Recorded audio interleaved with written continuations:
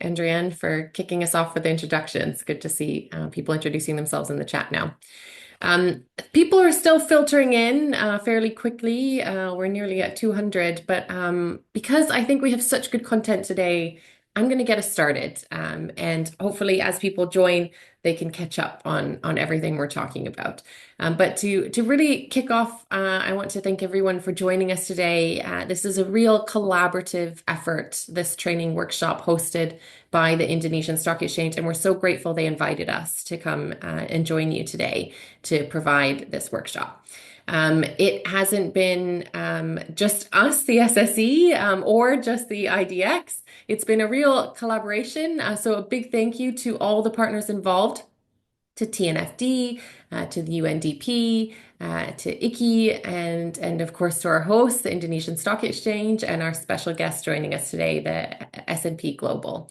And thank you to all of you participants. We have over 200 of you here, and we had nearly 600 registered. So I think we'll have a number of participants filtering in over the next little while.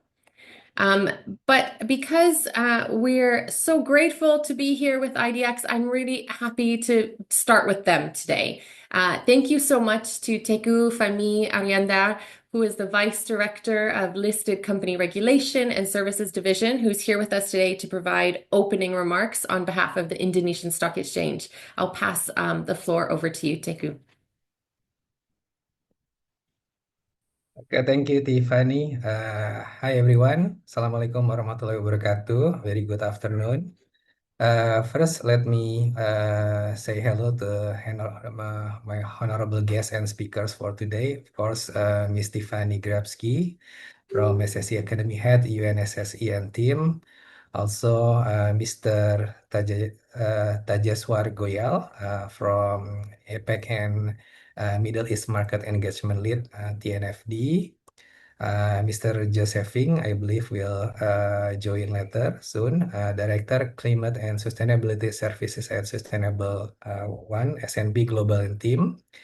Also, Ms. Nila Murthy, Head of Finance for Development and Inclusive Growth Cluster, UNDP Indonesia, and all the representative from the IDX, KPI, and KSEI, as well as our exchange subsidiaries, and also representative from the listed companies, exchange member, investor, asset managers, and all distinguished participants joining us today. Again, good afternoon and welcome to the IDX and UNSSC webinar. Our theme for today's webinar is Managing and Reporting on Nature.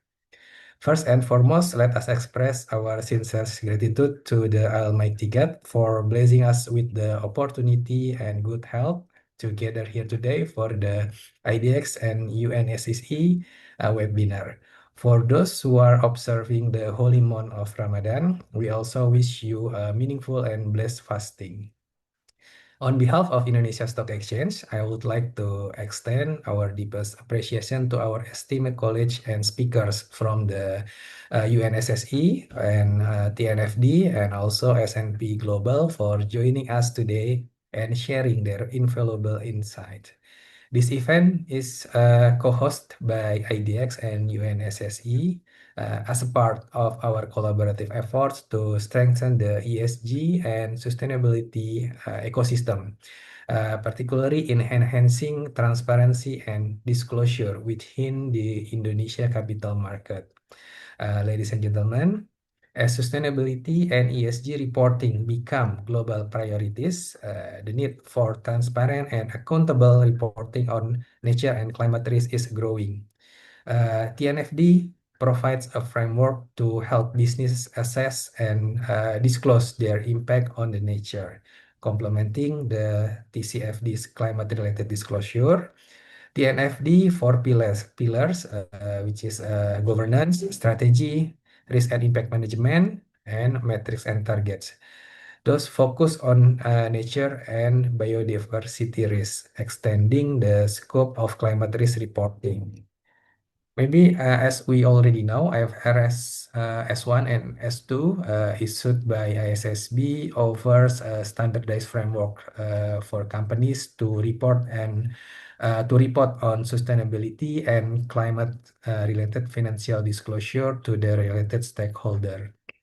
If we look closer, IFRS S1 provide general guidance for sustainability reporting, and IFRS S2 specially address climate-related disclosure. And TNFD framework aligns well with these standards, particularly as TNFD's recommendation integrate seamlessly into the broader environmental disclosure outlined in IFRS S2. Both framework emphasize the need for transparent, consistent, and comparable data, ensuring companies address both nature and climate risk in their reporting.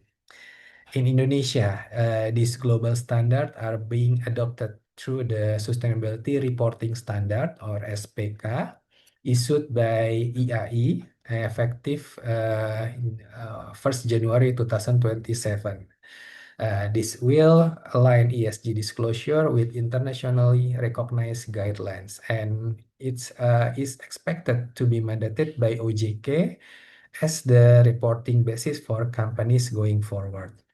Through this webinar, IDX encourage listed companies and all the participants to prepare and implement IFRS S1 and S2 through the SPK 1 and SPK 2. While also integrating the NFD framework into their disclosure. By doing so, we believe Indonesia will take a significant step in strengthening investor confidence, enhancing transparency, and promoting sustainability investment practices that address both climate and nature risks. Ladies and gentlemen, esteemed participants, we hope today's webinar provide practical knowledge and tools to effectively address nature-related risks and opportunities aligned with the TNFD recommendation. May the discussion inspire meaningful action that accelerate the development of more resilient, transparent, and sustainable capital market in Indonesia. We believe this workshop will strengthen investor confidence and encourage the adoption of impactful ESG practices. Again, thank you for your participation, and we look forward to the positive outcome of today's discussion. Thank you. Wassalamualaikum warahmatullahi wabarakatuh. Give it back to Tiffany. Thank you. Thank you so much, JQ, for that very comprehensive open remarks and for reminding everyone of their requirements, which I think will set the scene nicely for what we're about to talk about today. I'd also like to thank a partner of ours that has been instrumental to making this training workshop possible and for bringing it to all of you in Indonesia today.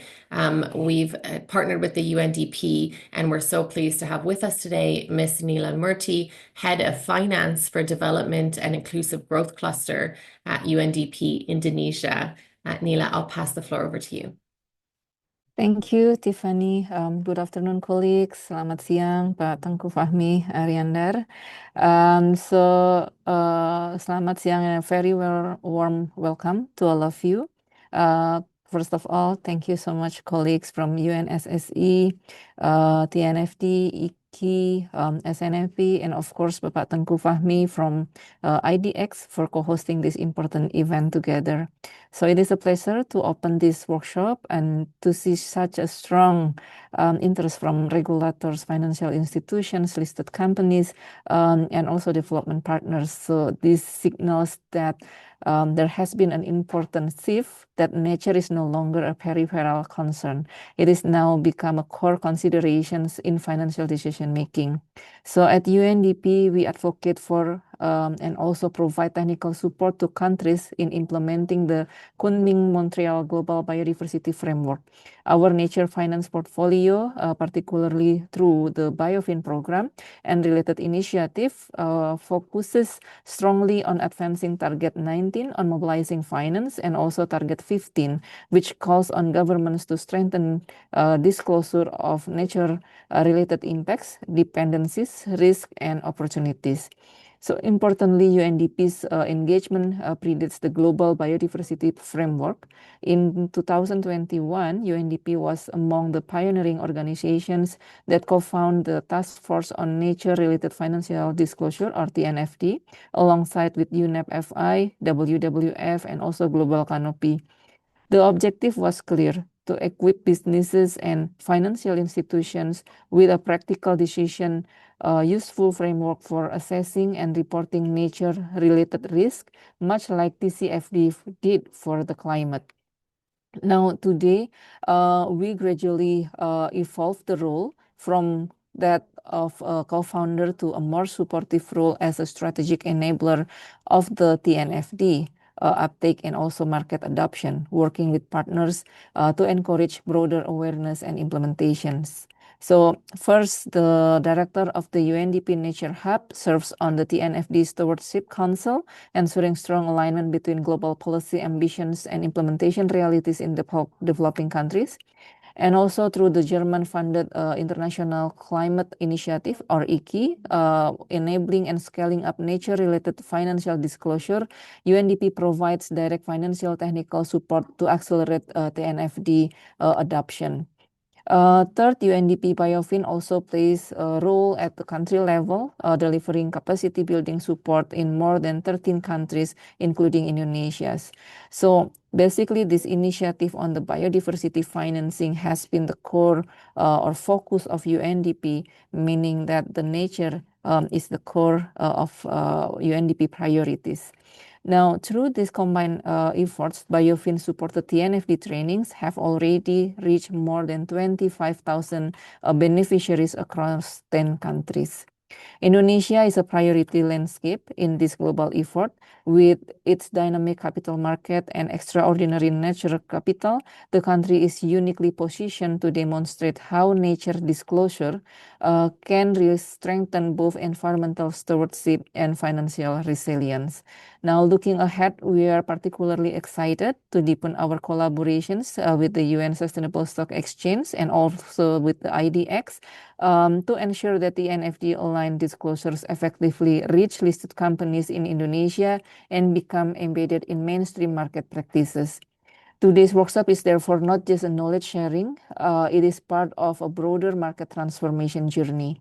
We hope this session will help translate global framework into practical steps that institutions in Indonesia can implement with confidence. So thank you for your partnership and also engagement. I wish you a productive workshop.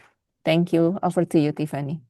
Thank you so much. And thank you for being with us here today and providing that great context. We look forward to continuing to work with the UNDP as we continue this training program. So I think we should get started. We have now over 300 participants here. So welcome, everyone. Thank you for being with us here today for this workshop on nature. Just so you know, in case you're not familiar with Zoom, if you want to ask any questions today, even though you might be muted, we do want to hear from you. So please ask those questions using the Q&A box. This allows us to keep track of the questions, and you can actually upvote if you like somebody else's question. So just a little thumbs up, and that will make sure that question floats to the top and that we prioritize that. So please do ask questions at any point in this workshop. We have all the experts here to help you, so please don't hesitate.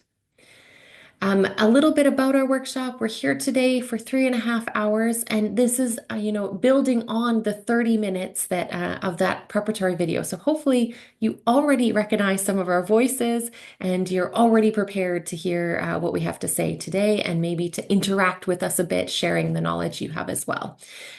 We are going to expect you to participate, but we will reward you for that. At the end, we will share a link to a feedback survey and a knowledge test. And if you fill that in, you will get a certificate for participating in this workshop.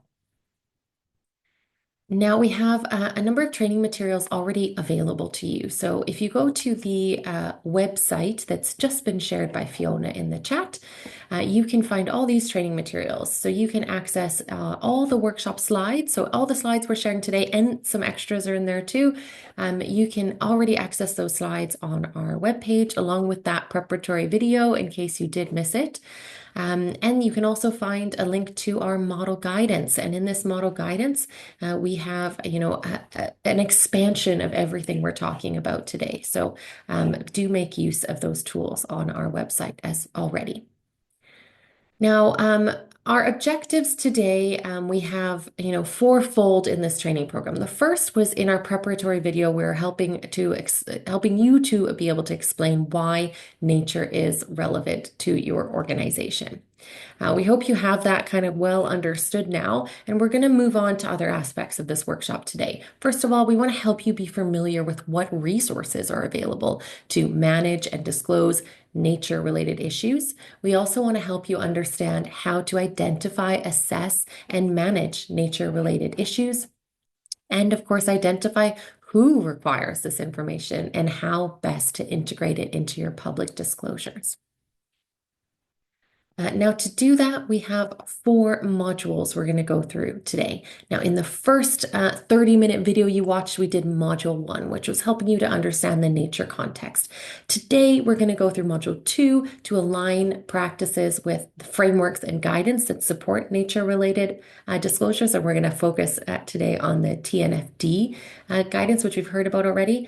In module 3, we're going to look into implementations and the practices and processes that can be used to really integrate this thinking into your organization. And then module 4, the communication aspect, that final format. How do you engage stakeholders and how do you put that into a report at the end? Now, to do that, here's our agenda. I'm not going to go through this in detail, but just so you know, we do have a 15-minute comfort break halfway through to be able to get a chance to stretch, perhaps, and get out of our seats for a minute. Now, I want to quickly introduce who is here with us today. We have a number of speakers helping you out with this topic. I myself, as you've heard, I'm the SSE Academy head. I'm very pleased to be with all of you today, but I'm joined with my colleague, Fiona Quinlan-Wells. Thanks, Fiona, who's our SSE training officer and has coordinated putting this training together for you today. We're also very pleased to have with us from the TNFD, TJ Goyal, who's the market engagement lead for APAC. Thank you so much, TJ, for being with us here today. We also have some guest speakers with us today. So S&P Global is going to give us a perspective of what this looks like in practice. And thanks so much, Valentina and Joseph, for being with us here today and to sharing that experience with us. We also have a few extra voices you're going to hear today. We call them our market voices, and I'm going to let them actually introduce themselves.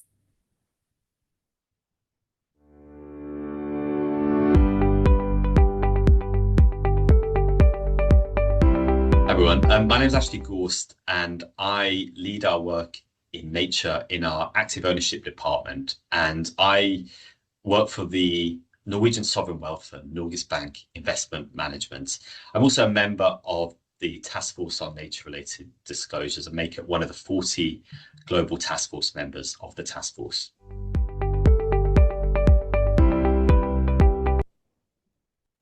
Great. One more market voice.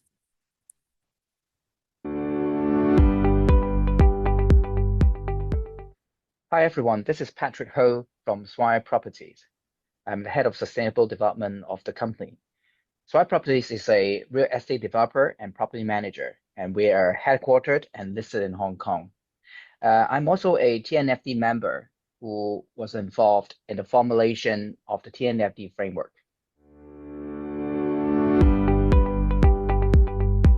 Great. Thanks, Fiona, for moving those videos along.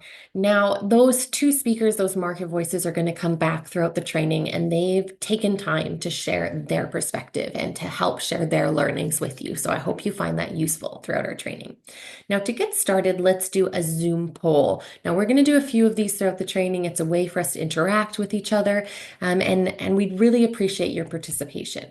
Now, this one is just, there's no right or wrong answer. It's just to gauge where you're at now. It helps us understand kind of the current status quo for each of you joining us today, because we know as a group it's not going to be all the same.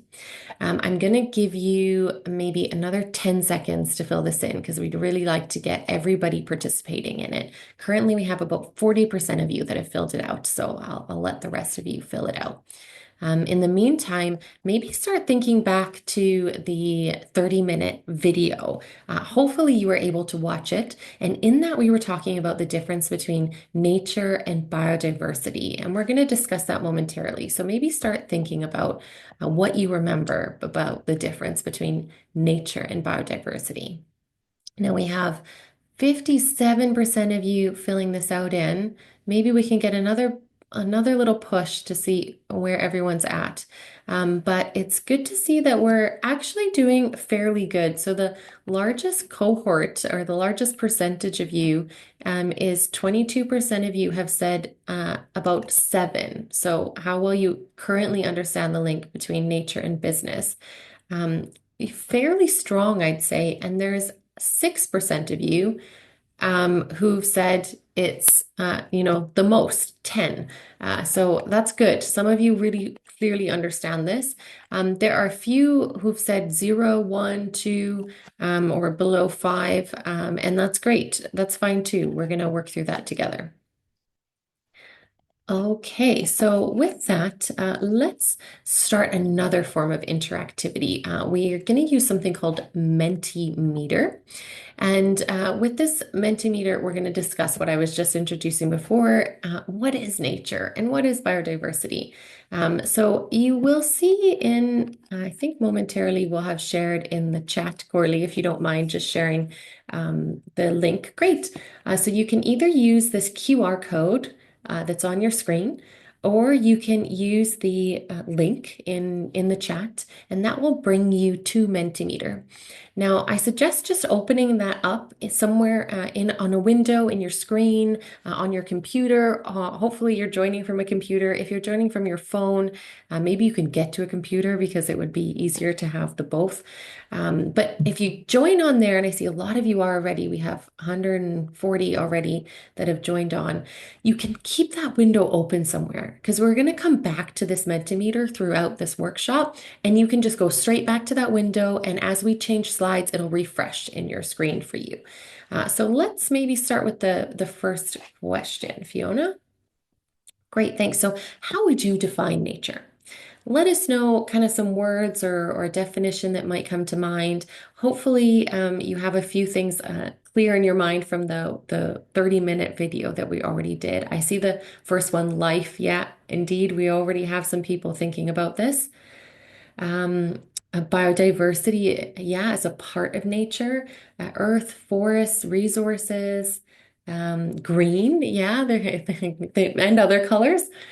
All living things. Good job, somebody there. Great. So I feel like a lot of you have watched the video. That's good. But it just generally, we're getting a lot of perspectives about really all that nature is. It can be a lot of things, can't it? Maybe let's go on to what is biodiversity?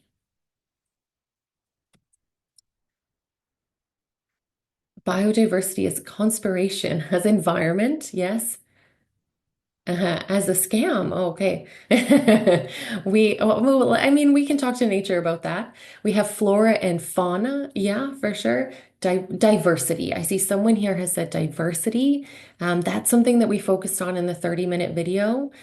Yeah, there's diversity in nature, and that's what we refer to as biodiversity. We also see here living things. Indeed, biodiversity is also nature.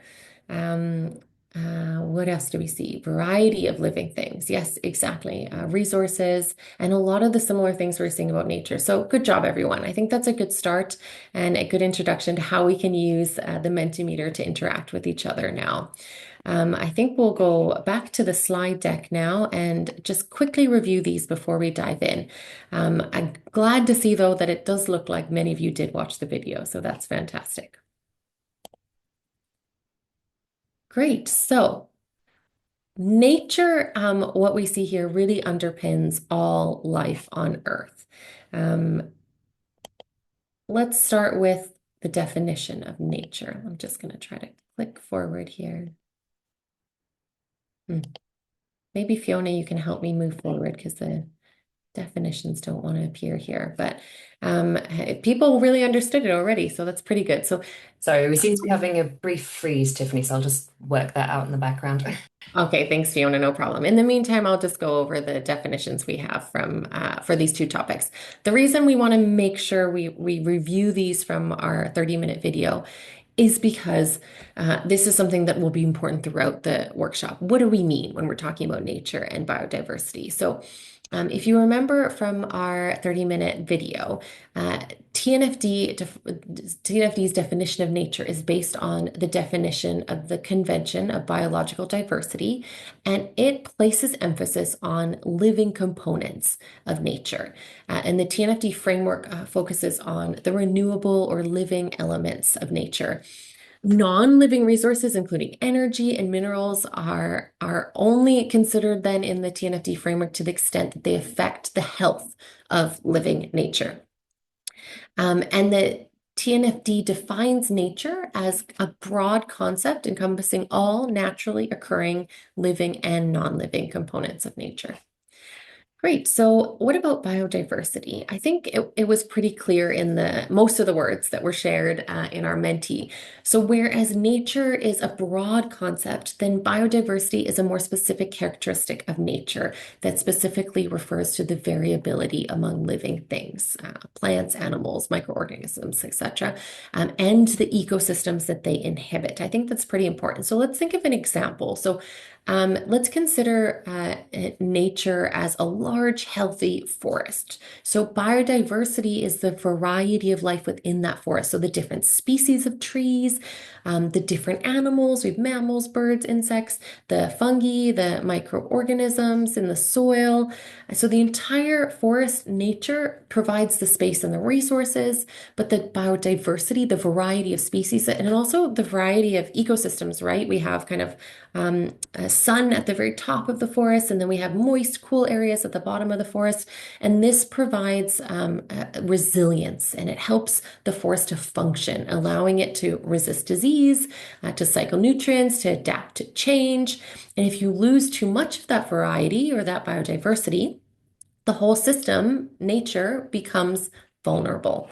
So although nature and biodiversity are sometimes used interchangeably by policymakers and regulators, as we can see here, they are different but closely connected concepts with distinct implications, which is useful to keep in mind. Also, just to remember that you can use that TNFD glossary, which has a number of other terms that you might find useful.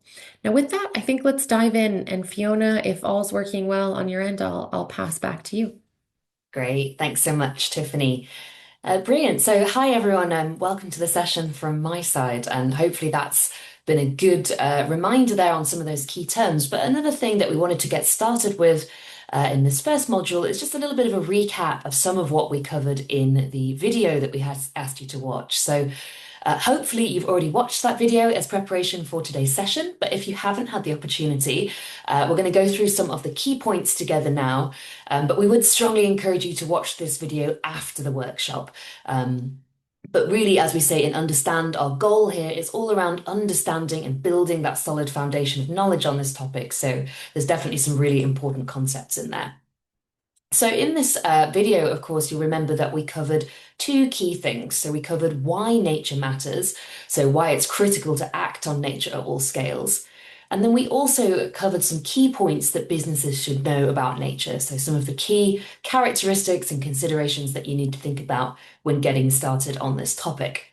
So we're going to take a little look now together and see how much you can remember about these topics. So we'll quiz you on a few of these components with some Zoom polls, but don't worry, we're going to explain and recap all of the concepts as we move along as well. Okay, so the first question that I have for you that kind of comes from the videos is just asking about one of the concepts we talked about, which was around planetary boundaries. So this might be a tricky one to get us started with, but the question is, do you know how many of the 9 planetary boundaries we have already been breached? So as a reminder, planetary boundaries are a framework that scientists use to understand the environmental limits within which humanity can safely operate. So you can think of these boundaries as Earth's life support systems, so the systems that help keep the planet stable, predictable, and habitable. So I'll give you all a few more seconds to have a think and take a guess as to where you think we are now, where scientists think we are in terms of our performance against these boundaries. Okay. I see some good responses so far, so have a little bit of confidence if you're feeling shy about responding. There's no harm in getting it wrong here. That's how we all learn. So I'll give everyone a couple more seconds to participate and then we'll look at the right answer. I always like to get at least half of you taking part in the polls, and we're close to that. So if a few more of you let us know what you think, then we'll have a good level of participation. Okay. All right, let's close off there and I'll share that result with you. So those of you that selected 7, and that was 38% of you, were indeed correct. That's absolutely right. So, of course, quite a stark figure that we've already breached 7 of those planetary boundaries already. But let's have a little look at what we mean by that.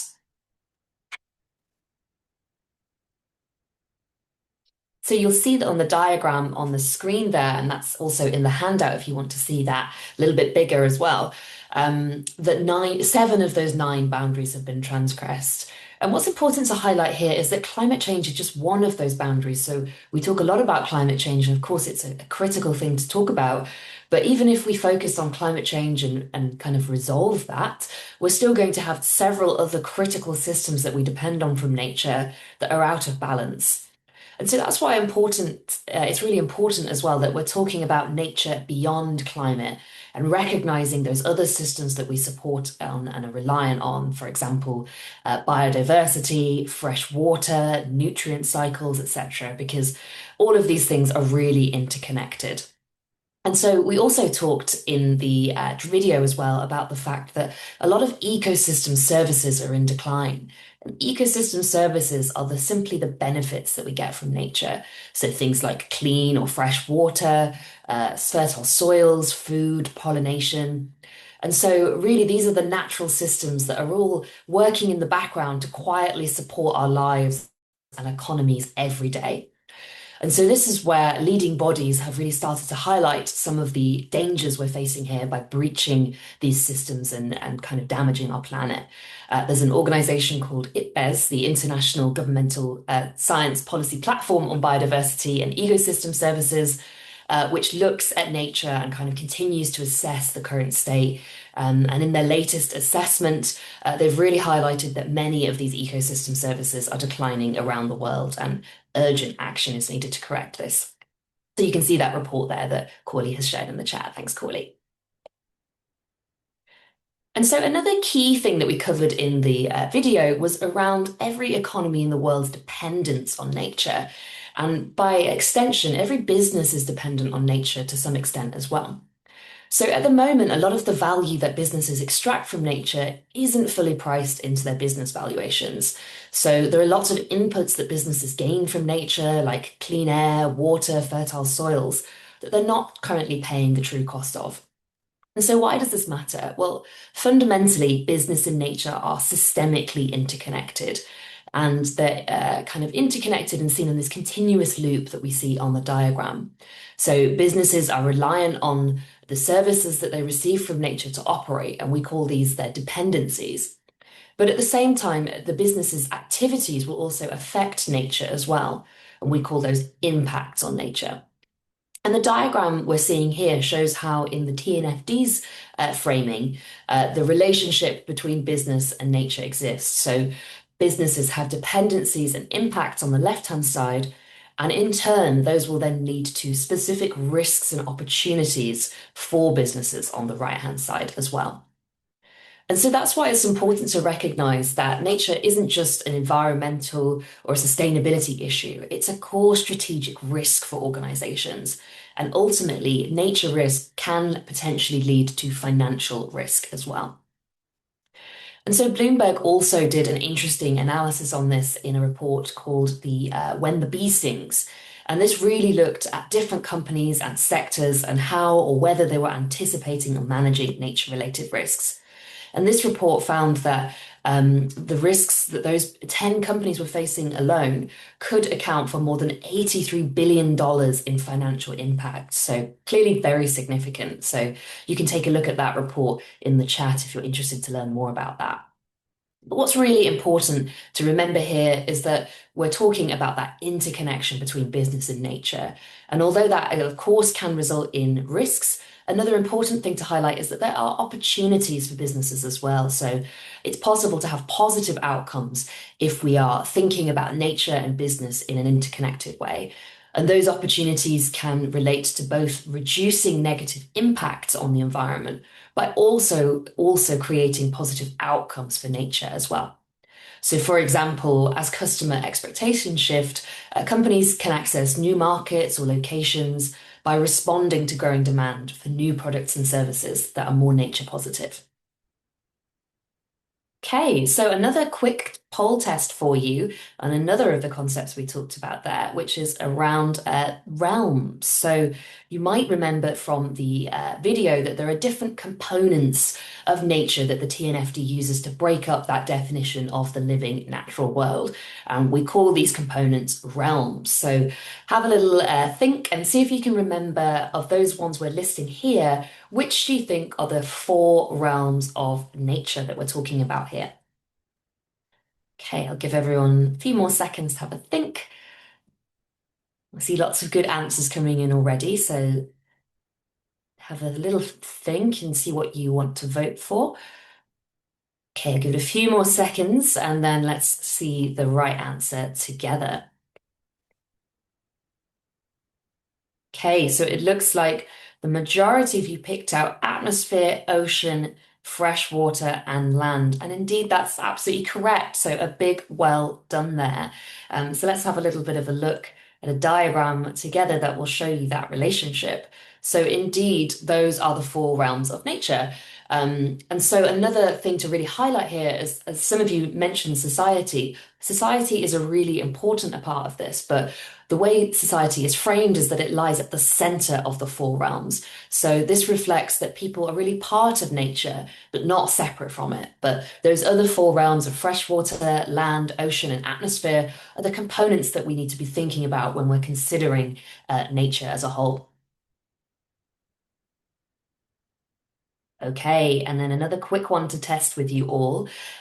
We talked in the video about some key characteristics or considerations for nature that business need to keep in mind. So we'll go through those together in a second, but these statements here are based on those considerations, but only one of these statements is correct. So maybe a slightly tricky question here.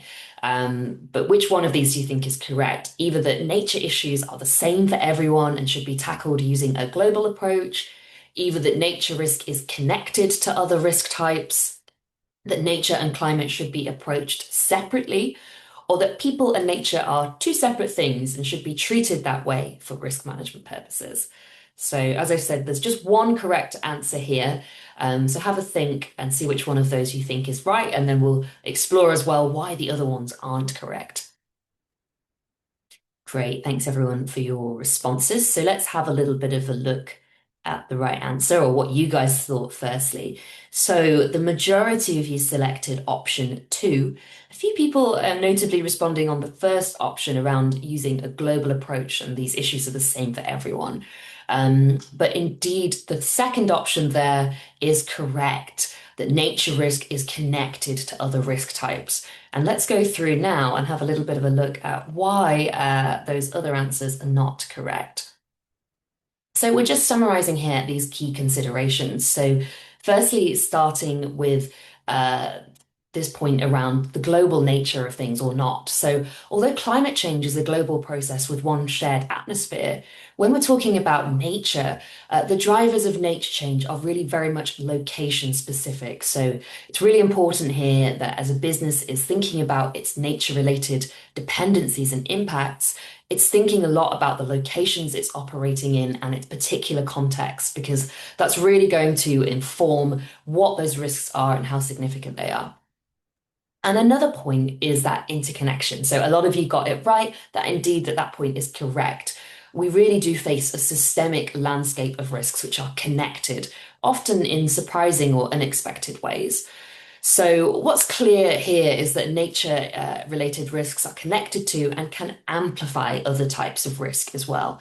So important that we think about those things in an integrated way.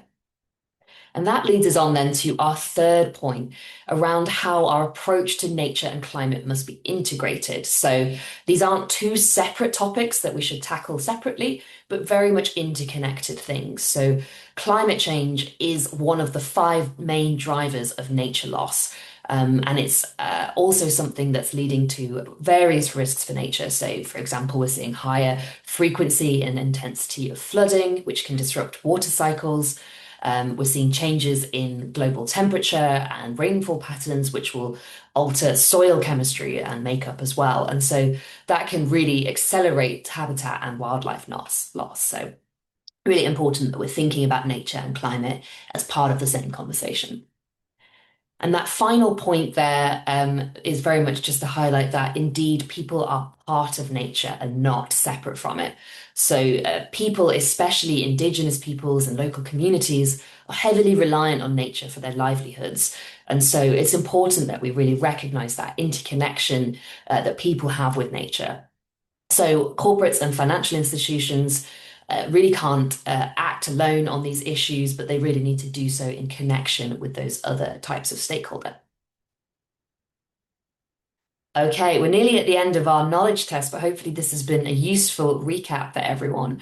But one final quiz question before we go into some new content. And this is just to ask, why do you think it is that businesses should consider their dependencies and impact on nature? So you can select as many options here as you think are correct. So what are the reasons that business should consider these impacts and dependencies? Is it to understand how this can result in risks and opportunities for the business, to manage and reduce negative impacts, to strengthen their own resilience and input to their value creation, or because it ensures that they can avoid environmental compliance costs? So more than one right answer here, so select as many as you think are right. And I'll give you just a few more seconds before we have a look at those correct answers together. I think I can see a lot of you know the answer here, so thanks for the responses. Okay, let's end the poll and we'll share the results with you. So absolutely, many of you were correct here. Those top 3 answers are all correct, and those relate to those points that we were just speaking about. But as many of you noted, the bottom option is the incorrect answer. So whilst, of course, proactively managing nature-related issues could help a business to potentially be better placed to avoid fines or litigation costs, it, of course, doesn't absolve them of the need to manage environmental compliance issues or avoid all of those costs, because these costs, of course, are a necessary and ongoing part of operating within a regulatory framework. So this is important here to consider that nature is about managing risk and value, but not totally eliminating compliance requirements or financial risks. Okay, fantastic. Thanks everyone for taking part in all of those polls. So as I've said, hopefully that gives us a good recap. But just to summarize some of our key takeaways from this section. The first is really simple. So as we've seen, every business depends on nature. This isn't just about farming or resource extraction. We've shown that all of the sectors and regions of our economy and our society are reliant on nature in some way. So the bottom line here is because of this universal dependence, nature is a topic that every single organization needs to understand and to address seriously. And the second point we'd like to highlight here is that nature very much isn't an isolated issue. We've shown that it's strongly interconnected with other societal issues. Nature-related risks can easily connect to and amplify other types of risk. And so that's where we really need to think when we're talking about nature, about location as well, and those specific nature risks. So your exposure to particular nature-related dependencies, risks, and opportunities is highly dependent on where you operate and your geographic and sectoral footprint. So it's very much a location-specific challenge as well. Okay, great. So hopefully that gives us a good refresh on the core concepts from Module 1. And now we're going to be moving into the content for today's workshop. And so we've talked about the business case and the market case for nature-related disclosure. But now let's consider some of the particular stakeholder groups that are interested in data and disclosure from businesses on nature. And so, as we've seen, stakeholder expectations are rising rapidly. And a particular stakeholder group that this does apply to, that's going to be relevant for many of you joining us today, is investors. So, investors want to understand how nature risks can affect returns, creditworthiness, and long-term value. And so, to help us get started on this topic, we're going to hear from our investor contributor today, Ashley, who'll give us a little bit of his perspective on why nature is important to his organization, Norges Bank Investment Management.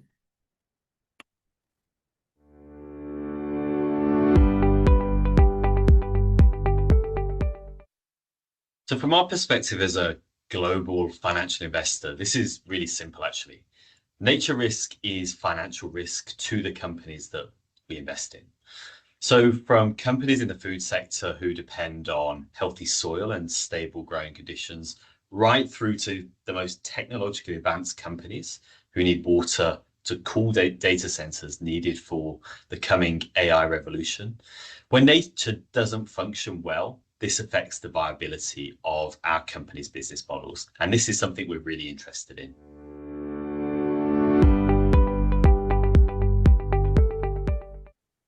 Okay, fantastic.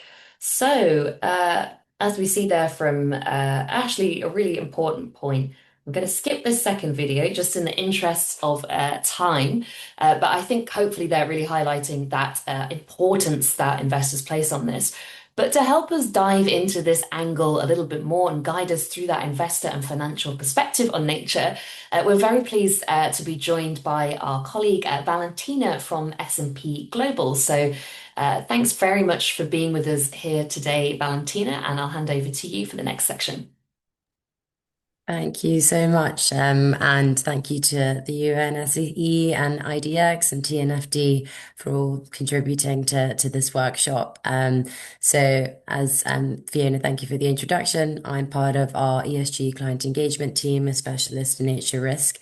And the aim of the next couple of slides is to start really thinking about what are these impacts and dependencies and what do they look like? And how can we help identify, assess, but as well as manage kind of location-specific nature-related risks. So based on the S&P 1200 study, the ecosystem footprint of the top sectors is equivalent to 32 million football pitches of the Amazon rainforest that are being impacted. Now, this is a staggering figure that really highlights the immense kind of pressures and leading industries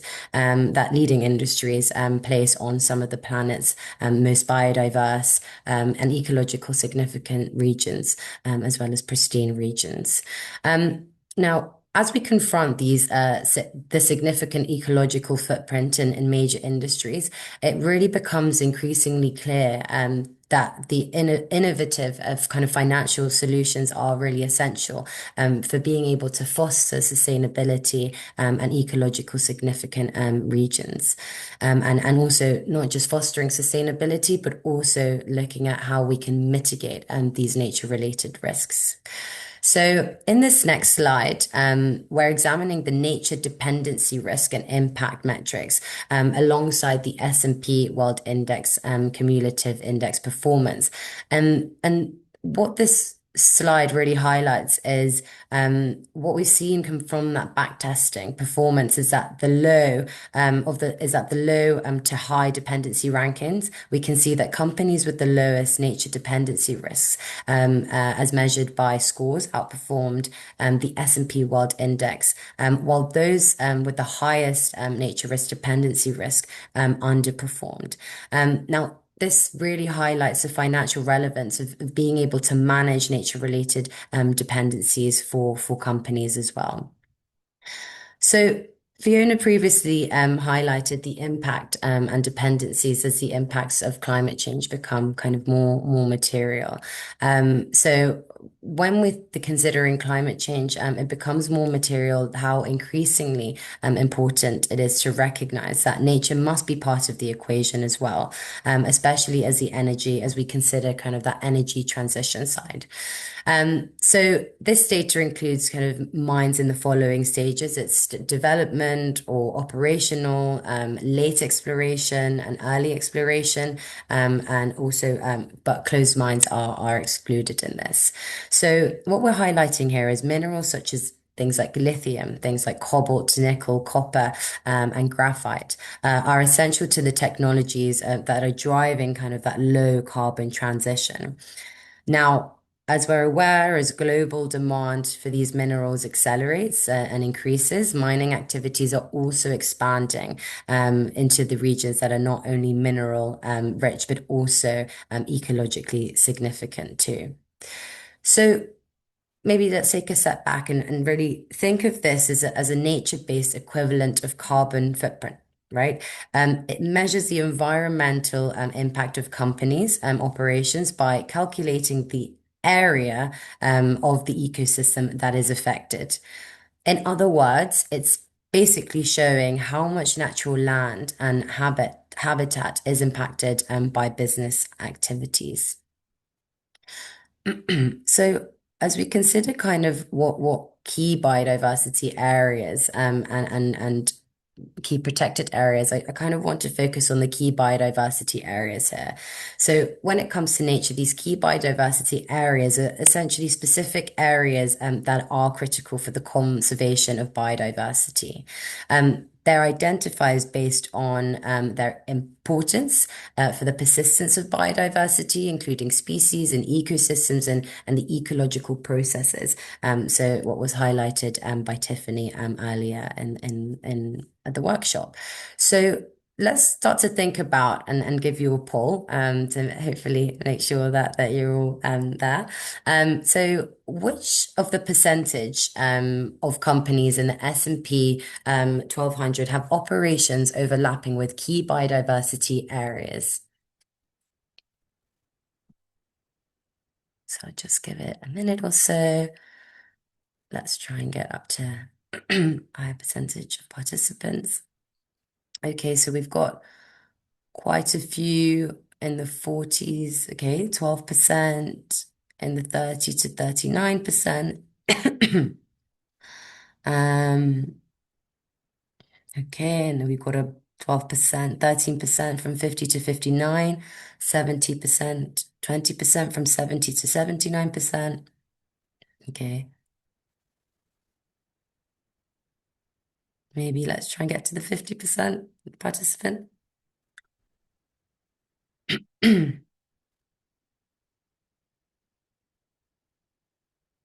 Okay, I will end the poll there. So we've got a higher portion to the 70 to 79%. We've got some in the 13%, so 30 to 39, 40 to 49, a lower to a 2% participant response to 90 to 100. So the response is actually, and I will highlight it here. 71% of companies in the S&P 1200 have operations overlapping with those key biodiversity areas, which does feel like a very significant value. So as we think about the impact, that also goes hand in hand with considering dependencies, as was highlighted earlier in the workshop as well. So to remind ourselves and go back to the definitions, dependencies, we're really looking at the interaction between the level of reliance on the ecosystems, on the ability to kind of run these operations, but it's also considering kind of the double materiality of understanding how resilient is the ecosystem being able to sustain this continued flow of those services. And yes, of course, everyone is dependent on nature, but here we really highlight that there's 57% from the S&P 1200 which includes some of the world's largest companies that really face significant dependencies on nature risk across their direct operations. So where we define dependency and risk is a combination of that high dependence and the ecosystem service at risk. So, kind of maybe to get thinking, given the critical nature of these dependencies, one must ask, why are so many companies still facing short in their commitment to biodiversity, right? So, according to the latest S&P Global CSA, which is the Corporate Sustainability Assessment, the majority of companies worldwide do not have a public biodiversity policy or commitment. So this gap is essentially pronounced outside of leading regions and sectors with significant variations across geographies as well as industries, which is highlighted here. So, for example, Latin America and Africa have the highest share of companies with biodiversity commitments, while other regions like the Middle East and North America kind of lag behind a bit. So utilities in the sector side, we're looking at utilities and energy sectors that are more likely to have these policies in place, but most and other sectors still remain kind of less engaged. So something to think about here as well.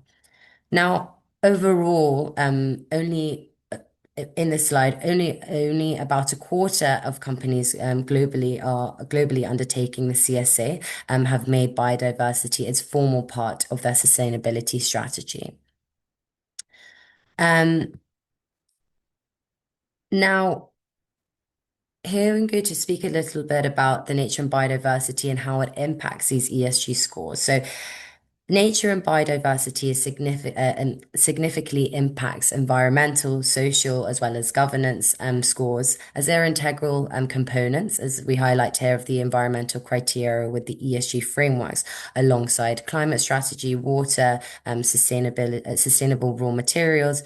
But it really reflects a company's environmental performance, risk management, capabilities, and commitment to sustainability as well. So organizations that prioritize that biodiversity are better positioned to enhance their ESG ratings and be able to kind of meet that growing expectations for both of investors and stakeholders. So to summarize and kind of summarize what we've just been through. So for S&P's global perspective on nature and biodiversity, we see that there is increasing relevance of nature for capital markets. We're also seeing that climate transition is linked to nature and biodiversity, and we're seeing that companies that are directly exposed to these nature-related impacts and dependencies, and also that there are companies that are not yet fully prepared for these for risks and opportunities. So. And lastly, in that last slide, we show and highlight the importance of considering nature within that flow or stream of workflows, as ESG scores can be linked or are linked, to transparency, as well as that performance on biodiversity as well. So that's my part covered. Any questions, please ping them in the chat, and I'll be here able to answer those. So I'll pass it back to Fiona. Thank you, Fiona. Fantastic. Thank you so much for that, Valentina. I think that's a really useful perspective and insight to bring to this topic. So again, many thanks for joining us to share that. And as Valentina mentioned, if you can post in the Q&A any questions you might have, we'll be able to pick those up there. So thanks again for your support. Okay, fantastic. So that's our first module there, understand. And we've really established there some of the key aspects of nature to get to grips with and explored how and why investor interest in this topic continues to grow. So now we're going to be moving into our next module, Align, where we're going to be thinking a bit more about the frameworks and guidance available to support companies in making their nature-related disclosures. And so in order to do this, we've got three key areas we're going to look at in this module. So firstly, we're going to introduce the TNFD and its adoption by the market. Once we've covered that, we'll then discuss how to use the recommendations and guidance developed by the TNFD. And then finally, we'll explore how the TNFD aligns with and supports other reporting frameworks as well. Okay, so to get us started on the first aspect of that and understanding more about what the TNFD is, who better to hear from than the TNFD themselves? So thanks very much again, TJ, for joining us, and I'll pass over to you now, and I'll just give you access to the slides as well. Perfect. Thank you, Fiona, and thank you to the whole team for organizing this session. I think before we get into the context of TNFD and why TNFD was set up, I think, in the previous polls, I saw somebody said that biodiversity is a scam, and a couple of people said something around nature. So I think I want to just give a quick overview on why TNFD was created first and why it is important for Indonesia, right? So a good part of Indonesia's economy runs on nature, right? So if you talk about farming, 4 in 10 people are employed through that. Palm oil almost brings in about 23 billion in exports every year, and Indonesia as a country's oceans and coastal areas generate over 800 billion in economic value, right? And that's why nature is very, very important to Indonesia in general. And I also want to give another example before I get into my slide.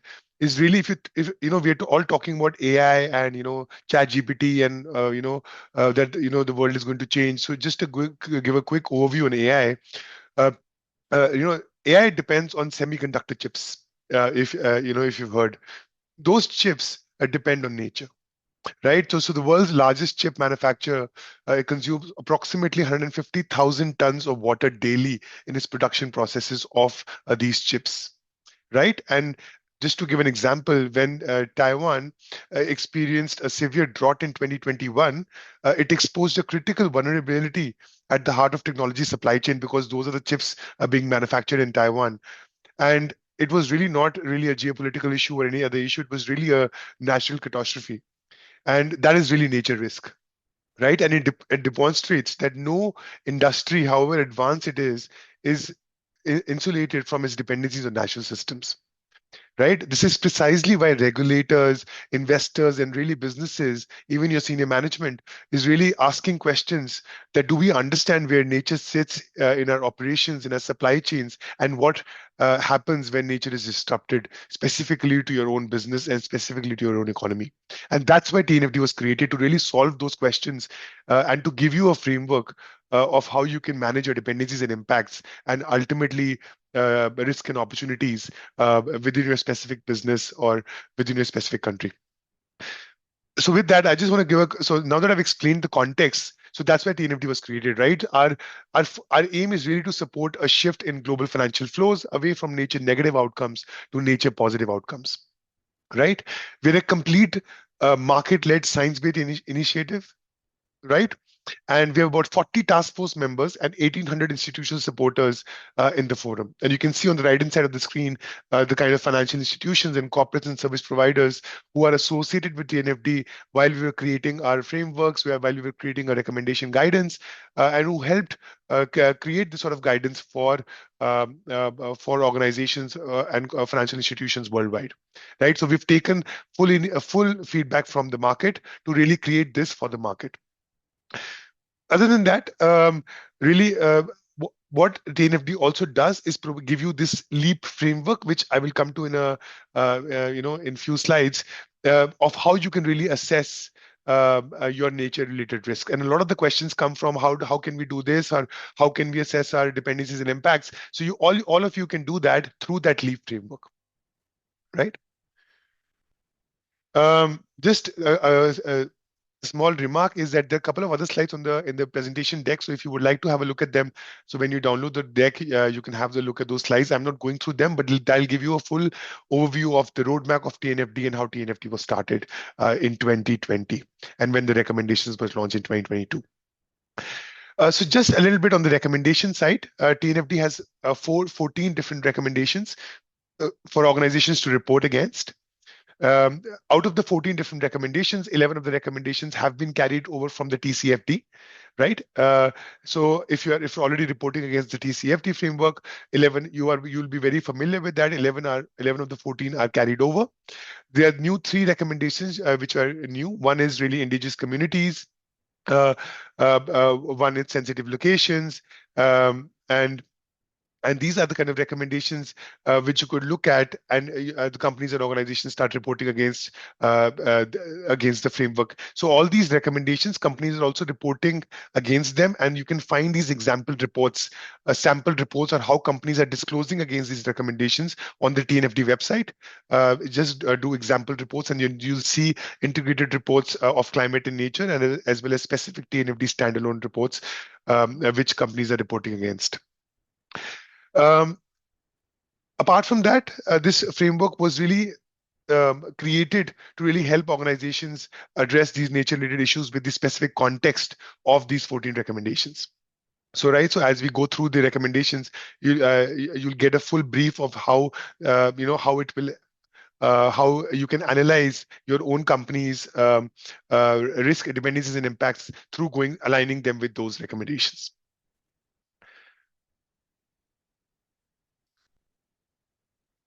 So I think the one of the most important parts which come when I'm speaking about TNFD and presenting, I think a lot of the people have questions on what has TNFD achieved until now. What is the global status? What is the APAC status? What is what are companies thinking? So I think probably I'm the best person to give you that overview. So globally, more than 733 organizations have adopted the TNFD framework, right? That is almost more than 20 trillion in asset under management from these organizations. These organizations, just to give you some examples, Qantas Airlines in Australia, AstraZeneca, we have Sainsbury, we have Tesco, we have City Developments Limited in Singapore, we have Tata Steel in India, we have JSW Steel in India. We have Burberry as a fashion brand. So a lot of global companies have adopted the framework and reporting against the framework. There are more than 500 reports available in the market, which you can go and see on how companies are disclosing against the framework. About 77% of the asset managers and asset owners surveyed by the Responsible Investor magazine, they said that they want a dedicated standard based on nature. And you must have heard the recent ISSB announcement, which also said that they will draw from the TNFD recommendations. So TNFD and nature as a standard is going to come sooner or later. So it's best to stay prepared, and it's best to move upfront so that your organization or your organization's dependencies and impacts are managed through that. Just one more point in this specific slide is, if you look at the 14 recommendations which I was talking about earlier, and we'll go a bit deeper in the next slides, is that on an average, every company has reported against 8 specific recommended disclosures. That's a big start. When TCFD was launched, it was 1 or 2 recommended disclosures for every company when companies started to adopt TCFD. With TNFD, it's 8.7 almost. And this is how you see the progress of the nature-based specific disclosures plus nature-based assessments for your organization. I also want to mention one more thing, which is very, very important, is that TNFD or nature-based disclosures, and what we are doing here right now, is not about pushing you to disclose, or it's not about pushing you to start doing reporting. It is really about for your organization's resilience. If you want your organization to stay resilient, you will have to manage that nature-related dependencies and impacts. Because if you don't manage them, sooner or later you will see the impacts of those specific nature outcomes, as I mentioned in my examples before, and I'm going to give some examples later on as well. Just one more point is just to give you an overview on the specific education downloads. You can see we had about 3.2 million page views and about 700,000 downloads of a specific content material. So a lot of people are looking into the content and understanding the specific content for TNFD and implementing that sort of content. Yeah. Yeah, so that's from my side. Fiona, over to you. Thank you. Awesome. Thanks so much for that overview, TJ. Super helpful and sets the context really well here. So, and a big congratulations and well done to the TNF team for all of that hard work to get to this point as well. So since in this module, we're going to be making use of those global standards to help us keep on the right track, we're going to take a little bit more time now to walk through the guidance and recommendations of the TNFD so that hopefully you can leave this webinar understanding what those resources are that you have at your disposal. So before we dive in, we've got a quick poll question for you just to get a sense, really. We've heard a little bit there from TJ about what the TNFD is and how it came to be. But before we dive into the resources, it's useful for us to know, are you making use of these materials already? Maybe you're already doing some nature reporting. Maybe you have looked at the materials, but you haven't done any disclosures yet. Or maybe this is totally new to you, or you're not sure. Maybe something your colleagues might be doing. So feel free to let us know where you're up to. It's always just useful to get a sense of your current familiarity. Okay, I'm going to make this poll quite quick in the interests of time, so I'll just close off there. Don't worry if you didn't get a chance to vote, but just gives us a little bit of a flavour. So it looks like for most of you, you don't think that you're currently using these materials, but we do have maybe, it's about a quarter overall who are already reporting on nature or maybe got themselves familiar with this content. So that's also useful to understand. And for those of you that are reporting, do feel free to share your perspectives and experiences in the chat as well. That's always really helpful for other participants. But just to give us an overview here, we're just going to get started by thinking about how the TNFD recommended disclosures kind of informed and baselined by another series of things. So before we walk through those 14 disclosures that you might have heard of, we want to kind of look at those 6 different general disclosure requirements that informed the recommended disclosures and how this all worked together. So there's quite a lot of different aspects here. We'll just try and break this down and see how they all work together. So the starting point is these conceptual foundations, and these are really important to keep in mind when we're thinking about how we adopt the TNFD recommendations and helping to clarify the purpose and amplify disclosures. And so these are thinking about materiality as the basis for disclosures. So thinking about disclosure of material information. What do we mean by materiality? Well, the second aspect here that we speak to is about materiality approaches, because if you're familiar with the reporting landscape, you know that materiality is a big topic and there are different perspectives on this. But what's important to highlight here is that TNFD recognizes that there are different materiality perspectives depending on the standard that you're applying, the information you wish to disclose, or maybe the audience. But what's important here is that this approach of the TNFD is designed to accommodate those different perspectives and requirements. The next concept here is all around the comprehensiveness of identifying and assessing your DIROs, or dependencies, impacts, risks, and opportunities. And so the TNFD here is really asking that people take a comprehensive approach and look at all of these aspects, and that they aim over time to increase the breadth and depth of their disclosures. And that's really where that progressive ambition point comes in as well, because we start maybe at a more basic level, but over time we're aiming to build maturity and really to think about the big picture of how our activities ladder up to global policy goals, such as the Global Biodiversity Framework. So those are the conceptual foundations, and then that creates the base really for those 6 general requirements. We'll go into those more in a second, but these are all around the different kind of characteristics of information and aspects of disclosure that need to be considered. And then that leads us on then to those 14 recommended disclosures, grouped into those 4 different categories that you see here.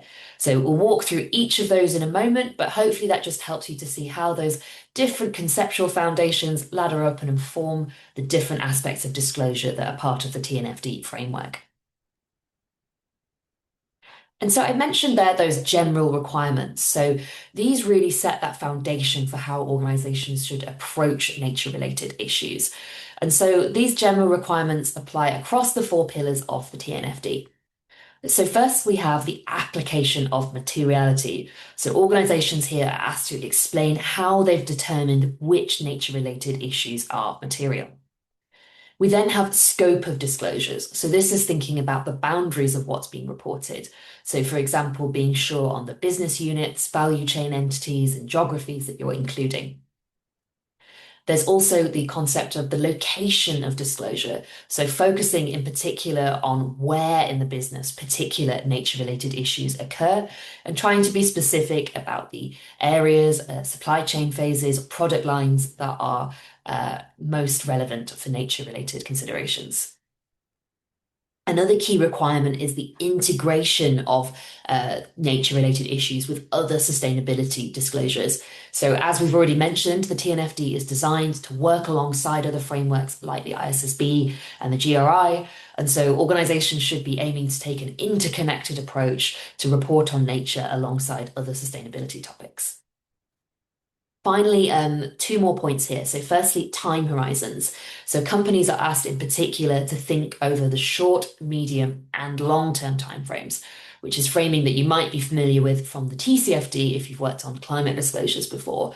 And really, organizations are asked to think about nature-related issues across all of those timeframes as is relevant to their organization. And last, but by certainly no means least, a crucial part of the TNFD is the requirement for engagement with Indigenous peoples, local communities, and affected stakeholders. So, of course, we recognize that these are the people that are closest to nature and often hold essential knowledge and may as well also be most affected by a business's nature-related decisions. So organizations are asked to describe how they're engaging with these groups in a meaningful and culturally appropriate way. And those 6 requirements then are providing that really flexible backbone that helps to inform how we approach the disclosure of particular content areas.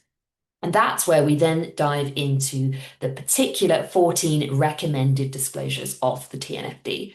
And so we'll walk through quickly the 4 pillars, but I think what's most helpful is to focus on some company examples that we have after this. So I'll explain briefly and then we'll look at some examples together. So firstly, we have governance. And so this is really thinking about how board and management provide oversight for nature-related issues and set the direction and the controls around these issues. We then have strategy, and this is really all around how nature affects the business model of the organization and how it impacts its value creation. In risk and impact management, we're then talking about the processes that the organization uses to identify, assess, prioritize, and monitor nature-related issues. And then finally, with metrics and targets, we're talking about disclosing how the organization measures and manages nature-related issues.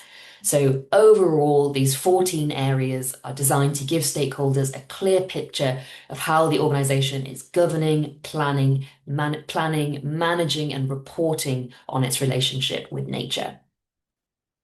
Okay, so we're going to have a look now at a few examples of what disclosure could look like here. So this is thinking not only about what the TNFD asks for, but how organizations are starting to put this into action. And so a quick disclaimer before we share any examples that these are just simply to show you some real life examples and practices. We're not endorsing these particular disclosures as good practice. And of course, what's important is that each company develops its disclosures in a way that's appropriate for that company.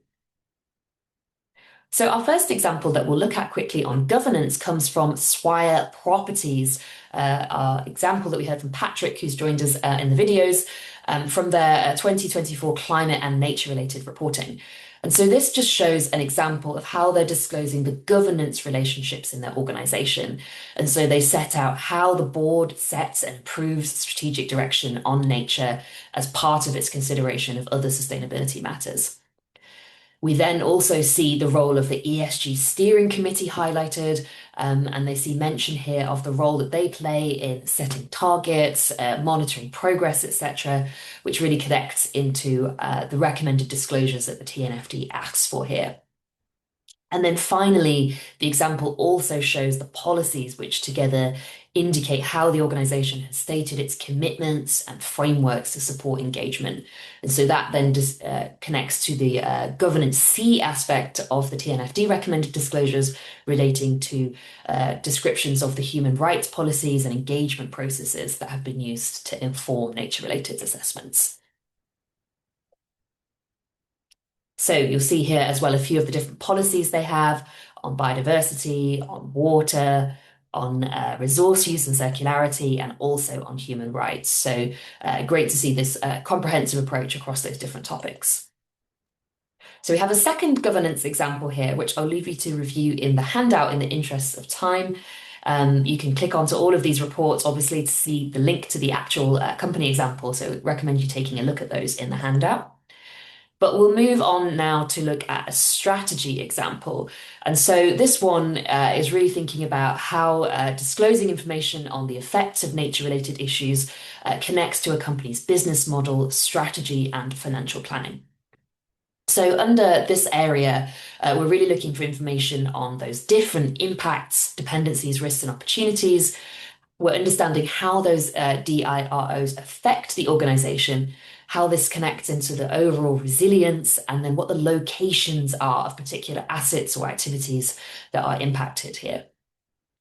So this example here comes from Robeco, which is a global asset manager and leader in sustainable investing based in the Netherlands. And so as you can see in the left-hand part of this slide, we're really highlighting the amount of assets under management in their portfolio that have a high or very high impact on or dependency on nature. And so this is speaking to that aspect of disclosure that we're asking for here. However, they also then set the scene in the second image and talk about the different steps that are being integrated in their biodiversity framework. So as you can see here, they're illustrating how well different companies in their portfolio are addressing biodiversity loss, and they're differentiating between the leaders and the laggards. So it's not only helpful that they're providing this in their own disclosure, but also useful to see how, as an investor, they're applying this framework to their funds and to their engagements with the companies directly as well. Okay, and then again, we have a second example here, which comes from the Japanese company Oji and really looks at the role that they're playing to describe their interface with nature across their business. So I'll leave that second example for you to review there. There's a couple of slides that just break out the different aspects that they put in their report to show that approach to how they've assessed the nature-related dependencies and impacts they have. But moving on to risk and impact management, we have another example here from EMEA Power's report. And this one is really helping us to see how they have addressed the risk and impact requirements relating to identifying, assessing, and prioritizing those DIROs. So this section is really all about processes, so thinking about how risk management unfolds. So this table here from them shows a summary of the risks and the implications that those risks have for management and the decisions they're making to identify, prioritize these issues. They also highlight here as well opportunities, so it's useful to see they provide balance and looking at both of those considerations. And in this area, it's where we also have disclosure on different aspects of management and mitigation. And so we can see in this table that they've pulled out particular things they've put in place. For example, developing a biodiversity action plan to help them to protect and restore habitats to mitigate the risk of impacts on threatened species. Okay, so that brings us then to the final pillar of the TNFD's recommended disclosures on metrics and targets. And here we're seeing a continuation of the report from AMEA, the power company. And in this table, they're showing a particular list of metrics that they're using to monitor the drivers of nature change across their organization and their performance across these different areas. And so what is important to highlight here is that this table perhaps wouldn't be enough on its own. What we also need to understand is the connection between these metrics and the particular nature-related issues that they relate to, and what action they're taking to drive their performance. So that's where it's important that we set targets and that we provide narrative reporting alongside our metrics to show some context on how this performance has come to be. Okay, so we do have some further examples here, but I know we're running a little bit behind time, so I'll leave these examples for you to review in the slide handout. But this one is all about how to disclose on time horizons. But just as we're wrapping up this section, so I've talked about those 14 recommended disclosures and those additional requirements, but it's important to say that the TNFD has developed a lot of different additional guidance that sits alongside this. So firstly, there's guidance that's applicable to different sectors and biomes, depending on the sector you're in or the biome or area of nature you want to assess. For example, biomes could include forests, grasslands, rivers, or coastal zones. There's then further guidance on the LEAP approach, and we're going to go into this more later. So there's guidance on how to use LEAP, on how to engage with value chains and with Indigenous people and local communities as well. And there's also further guidance on particular technical topics relating to scenario analysis, metrics, etc. So really what all of this is to say is that this is a package of flexible additional guidance that is designed to help organizations to move from simply disclosing information to really managing these issues. So it's not expected that every organization is going to need to use or read every piece of guidance here, but rather that they'll be able to pick from this list of resources to use those that are most appropriate to their organization. And at the end of the session, we'll summarize some of the key locations you can go to get all of these materials. So one point just to highlight as well as we're summarizing these key materials is how important engagement is as a cross-cutting aspect across the TNFD's work. And so there's particular guidance available to companies to support them in this area. So there's guidance on kind of general approaches to engagement, and particular guidance on the engagement of Indigenous people and local communities, as well as aspects of engagement which are drawn out for different sectors in the sectoral guidance too. And as I've mentioned, the go-to place to get all of this information is the TNFD Knowledge Hub. So you can find this link in the slide handout and we'll share it in the slides again, but really recommend going here to get all of these resources. And we also as well would recommend making use of the SSE's model guidance on nature-related disclosures, where you can find an expanded version of those diagrams that we talked about today, which help to show how all of this fits together. Okay, fantastic. So this is coming on now to another market video. So I think let's hear from Patrick at Swire Properties to hear a little bit about his organization's experience of using the TNFD's recommendations and guidance and how it's supported his organization.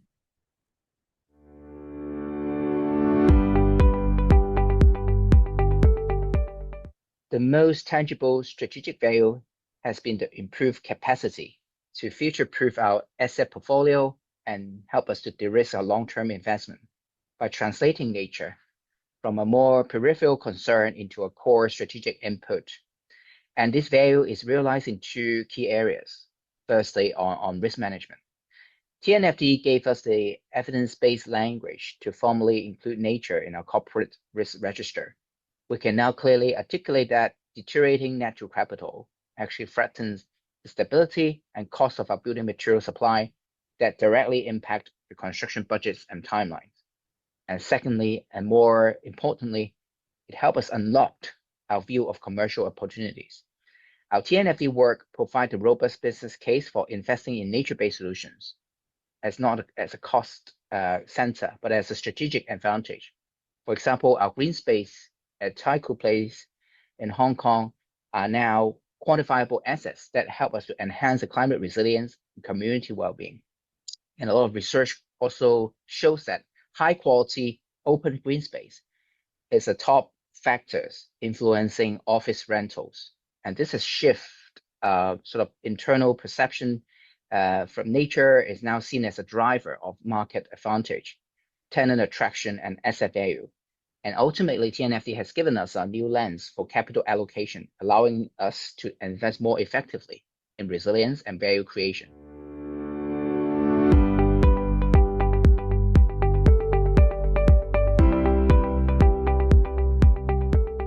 All right there. So we'll skip ahead now to our final segment of this unit, which is all around how the TNFD fits into and connects with the broader disclosure landscape. And for that, I'll pass back to TJ.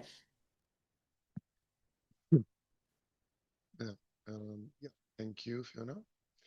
Just let me move the slide. Yeah, so I think another question which I get a lot is really how does TNFD fit into the whole picture? Right, with TCFD and everything else. So I want to start by just giving you this whole framework where we start with the Global Biodiversity Framework and the Paris Agreement, right? So on top, you have the Global Biodiversity Framework, you have the Paris Agreement, and that's where everything starts.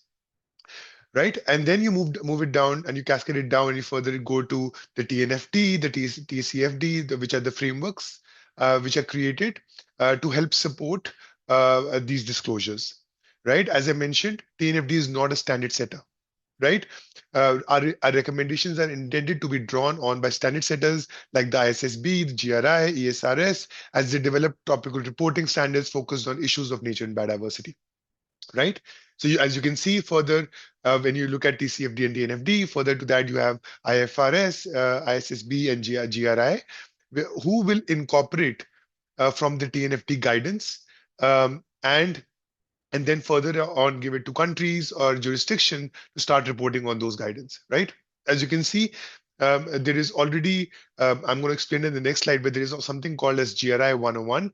And if your organization is already reporting against that, you can use an interoperability framework, which I will come to in a while. But that's the ultimate crux of how the whole landscape looks like, right? Over 190 governments committed to introduce corporate reporting requirements related to nature by 2013, target 15 of the Global Biodiversity Framework, right?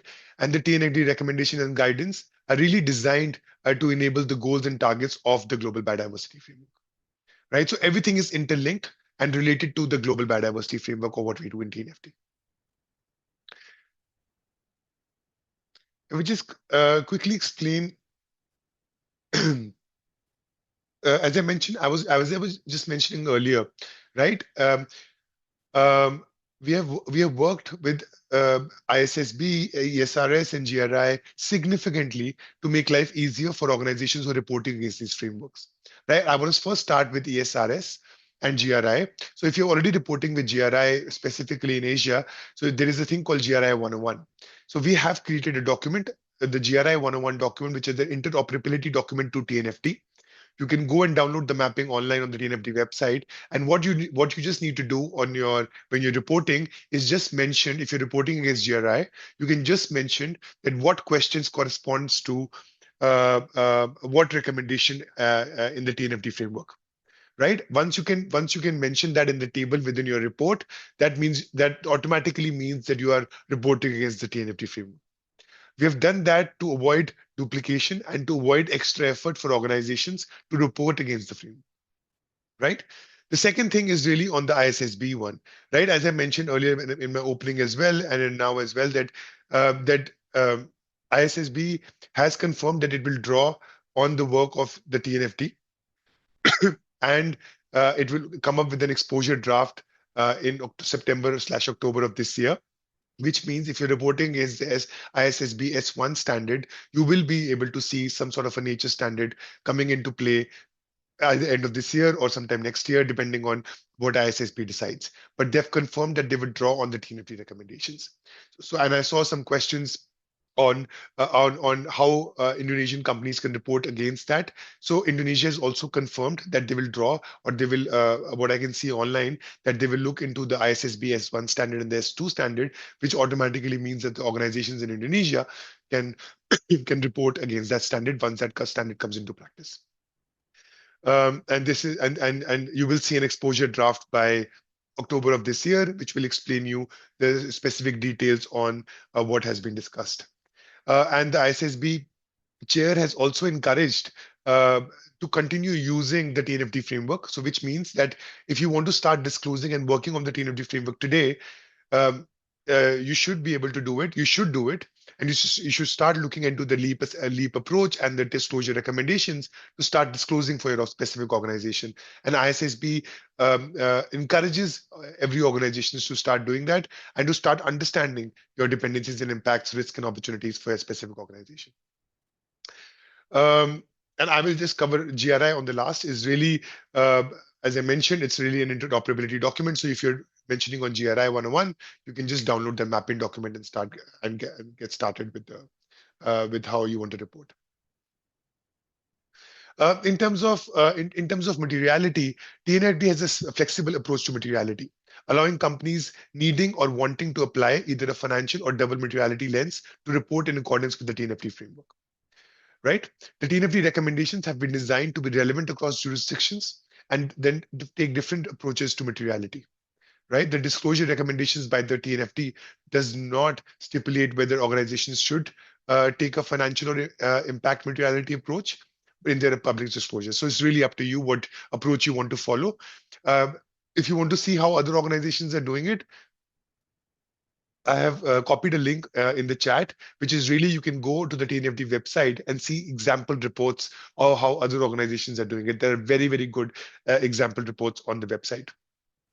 If you talk about a financial materiality lens, meeting the information needs of capital providers consistent with ISSB F1's IFRS standards with a focus on risk management and how dependencies and impacts on nature create risks and opportunities for your organization's financial position and prospects. Right? And if you're applying an impact materiality lens, meeting the information for focus on impacts and aligning with a broader materiality approach for both ISSB and GRI or ESRS standards. So it really depends on what approach you want to take or follow, right? Finally, the company should also consider the material information and needs of the stakeholders, which are applied in the industry or region, and the regulatory requirements when you're assessing your specific dependencies and impacts. I think that's very, very important to understand the country and the regional landscape as well when you're doing this sort of an analysis, right? And I also mentioned, but there are a lot of other slides which I'm not covering. So please, when you go through the deck, you will see a lot of different slides, and you can review it as you start reviewing this internally when you on your own when you start working on it. Yeah, that's from my side. Brilliant. Thank you so much for explaining that, TJ. And as we say, lots more helpful content and resources that companies can refer to there. Okay, fantastic. So this brings us up to the end of this section. So in the interest of time, I'm going to skip that box. And I know we've had lots of questions coming through in the Q&A box. So thank you for all of those. And we'll keep responding to those as we move through. But really to wrap up this section, let's just summarize some of the key takeaways from this module before we take our break. So firstly, thinking about the approach here. So TNFD provides the roadmap, and they've clearly set the disclosure recommendations and supporting a guidance that's available. But what is the goal? So this is really to empower businesses and the financial system to systemically assess, report, and act on all of their nature-related dependencies, impacts, risks, and opportunities. So really, this is the framework for translating nature-related issues into business strategy. And as we've heard from TJ, this is a market-led and a science-based approach. So the TNFD's central mission is all around supporting that critical global shift, moving financial flows from activities that harm nature and towards those that benefit it. And another key thing that we've heard in this section is that it's globally aligned. So there's a whole range of things that you can use here to support you. So this effort is directly about supporting the objectives of the Global Biodiversity Framework. And as we've seen, there's a real wealth of material available to help you here. So there's extensive resources and guidance that can be applied depending on your sector, your geography, the aspect of nature that you want to assess. So I think the important thing to mention here is not to feel overwhelmed. So while there's a lot of content, it's designed to be used flexibly and to pick and use what you report based on your specific needs and the guidance that applies. So as we've said, the important thing here to know is that these resources exist, and you can then go to the TNFD Knowledge Hub to find all of these and navigate to what you need. And as we wrapped up there in that final unit, the TNFD is designed to fit with your existing reporting. It was intended to be flexible and used in combination with other major reporting standards and frameworks. So ultimately, it plays well with others. You can use the TNFD's materials to support your nature-related disclosures, whether you're reporting using the ISSB standards, GRI, or ESRS. Okay, so fantastic. That brings us up now to the end of our second module, and you'll probably be pleased to hear it's time for a break. So we're going to take a 10-minute break now. So what I'm going to do is I'll just share my screen with sound, and we're going to play you a timer that'll show you when it's time to rejoin us in the webinar. So as I said, we'll convene back in 10 minutes, but there'll be a timer on screen and some relaxing nature-based music to listen to. We'll rejoin in 10 minutes, but in the break, feel free to ask any questions you might have in the Q&A, and otherwise we'll see you back here in 10. Thanks, everyone.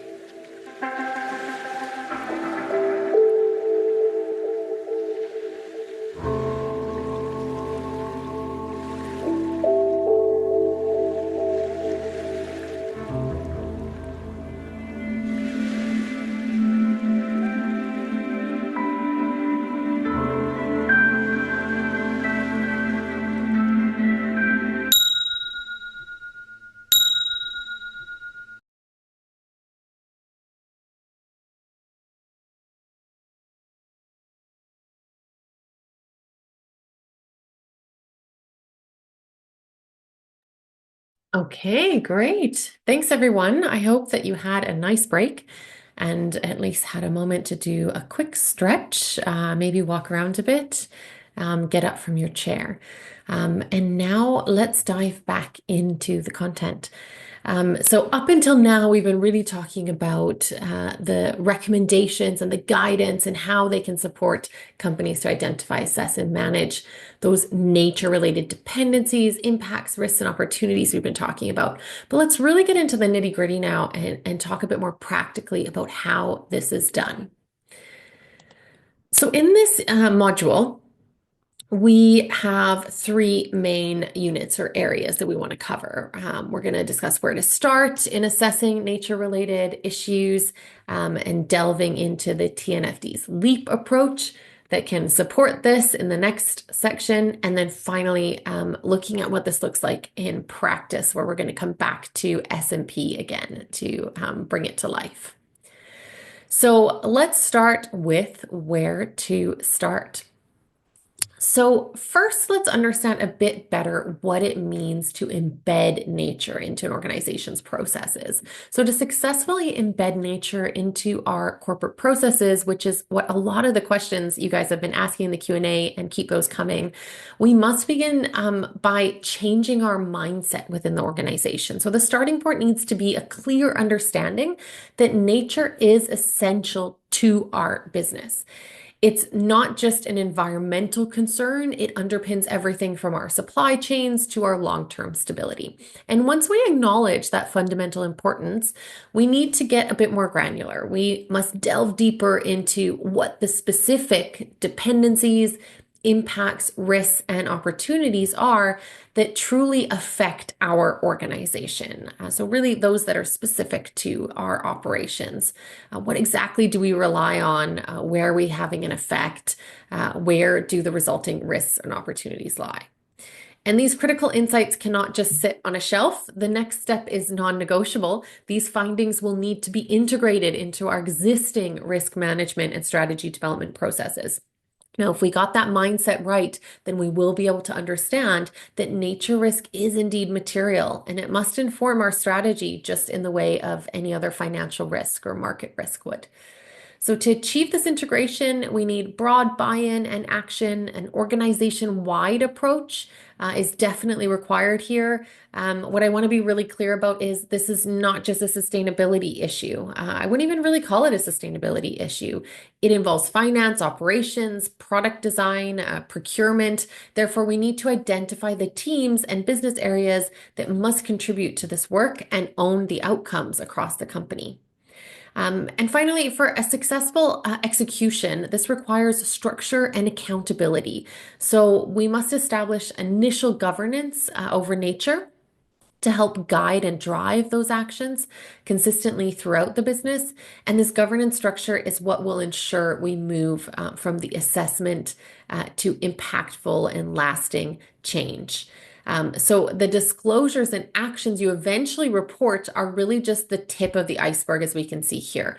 All the crucial foundational work that we've just discussed, the identification, integration, governance, organization-wide engagement, is the massive amount of work hidden beneath the water that makes the public-facing success report or public-facing report possible. So to get started on this, let's bring back a few of those voices we've been hearing, and let's start with Patrick to understand how he explains the importance of nature to his colleagues.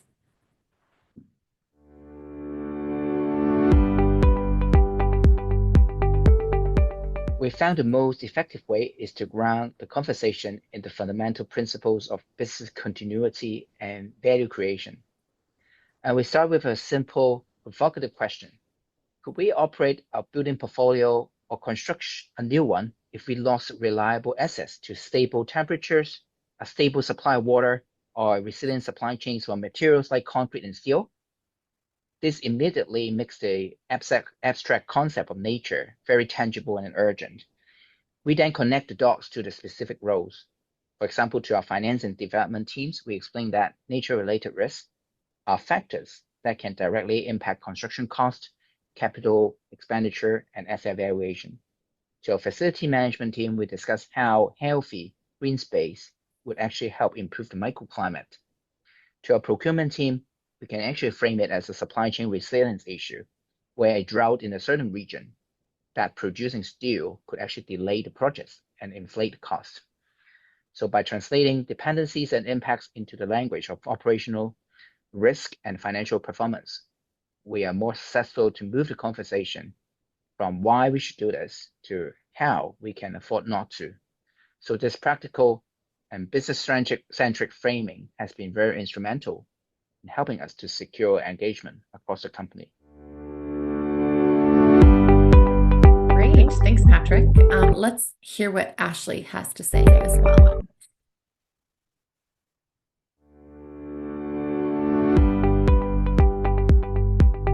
I'm fortunate to work with colleagues who are really specialists in specific sectors. So as somebody that is tasked with leading our work on nature, it's important for me to use the sectors as an entry point for how my different colleagues will think about nature. So for an example, for a colleague who specializes in the technology sector, it wouldn't make sense for me to start with talking about the loss of pollinators and the implications on that for business. But trust me, they will be interested in access to water, since that's a critical input into the AI revolution, as it's a source of cooling for data centers.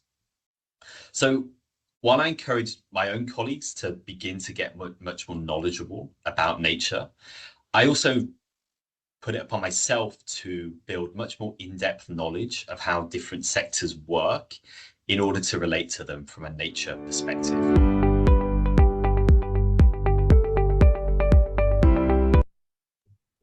Great. So with those great perspectives added in there, let's do another poll. This one asks, how familiar are you with the TNFD's LEAP approach? Now, we've been sharing a little bit in the Q&A with some of you who've had questions that have to do specifically with really identifying those dependencies, risks, opportunities, and impacts. And how you can use the LEAP approach. And also a lot of you asking, how does the TNFD work together with, ISSB standards or GRI, etc. So we've been sharing with you, a lot of you, kind of this acronym LEAP, which some of you may be familiar with, but it's possible that many of you are not. So we want to just get a sense of where you're at now, but don't worry, we're going to go into detail about what is LEAP. So we actually have already 8 people saying they're already using LEAP. So that's really, really great to see. And what we'd love to hear from you, those of you who are already using it, is, your insight on this. So please feel free to share in the chat. And as we're doing the activity, share your experiences on this. I have 43%. I'm going to, anyways, end the poll here and share the results. But we have the majority of you, 62%, have not heard of it at all. So good that we dive into this. And I'll move on to the next slide then, so we can get really into the nitty-gritty about what is LEAP. So the first and most crucial step of this approach is to successfully integrate nature into your organization through a clear understanding of the nature-related issues that are both relevant and material to your business. So the TNFD recommends using this LEAP approach as the starting point to build this understanding that's needed, and it's designed to be flexible and iterative, and being able to adopt it and build on your insights over time. So you should be able to use it however best fits your organization. So what exactly is the LEAP approach? It's a methodology for the identification and the assessment of nature-related issues, quite simply. It provides you with a structured guidance across 4 phases to help you understand your organization's nature-related dependencies, impacts, risks, and opportunities. And it's designed to be used by an internal project team within your organization to conduct an assessment of these issues. So after an initial scoping exercise, the LEAP process through its 4 core phases helps you to locate. So locate your organization's interface with nature. Where do your operations, value chains, and other activities interact with natural ecosystems? Then evaluate. So evaluate your dependencies on and impacts on nature. And how does nature support your business? And how does your business affect nature? Then assess. So assess your nature-related risks and opportunities that arise from these dependencies and impacts. And finally, prepare. So prepare to respond to and report on your material nature-related issues, aligning with the TNFD's recommended disclosures. So LEAP builds on existing frameworks like the Natural Capital Protocol and the Science-Based Targets Network, SBTN. And the 4 phases are underpinned by scenario analysis and engagement, and there's supporting guidance available on both of those. Engagement is important as a cross-cutting component of the LEAP approach, informing all of the phases. And this complex interplay between an organization's own dependencies and impacts and those of others in society really underscores the need for engagement with Indigenous peoples, with local communities, and also with affected stakeholders across your corporate value chain. So conducting engagement, stakeholder engagement practices throughout the LEAP approach can guide report preparers on what to consider when preparing the content of the TNFD recommended disclosures in line with TNFD General Requirement number 6. So if you already have nature assessment processes, you can use LEAP kind of as a checklist to ensure it aligns with the recommendations of the TNFD. But crucially, you don't have to disclose everything identified in LEAP. When it comes time to disclosure, you'll then apply your chosen materiality lens to determine which information to include. So let's hear from Patrick again about how his organization has experienced using this LEAP approach.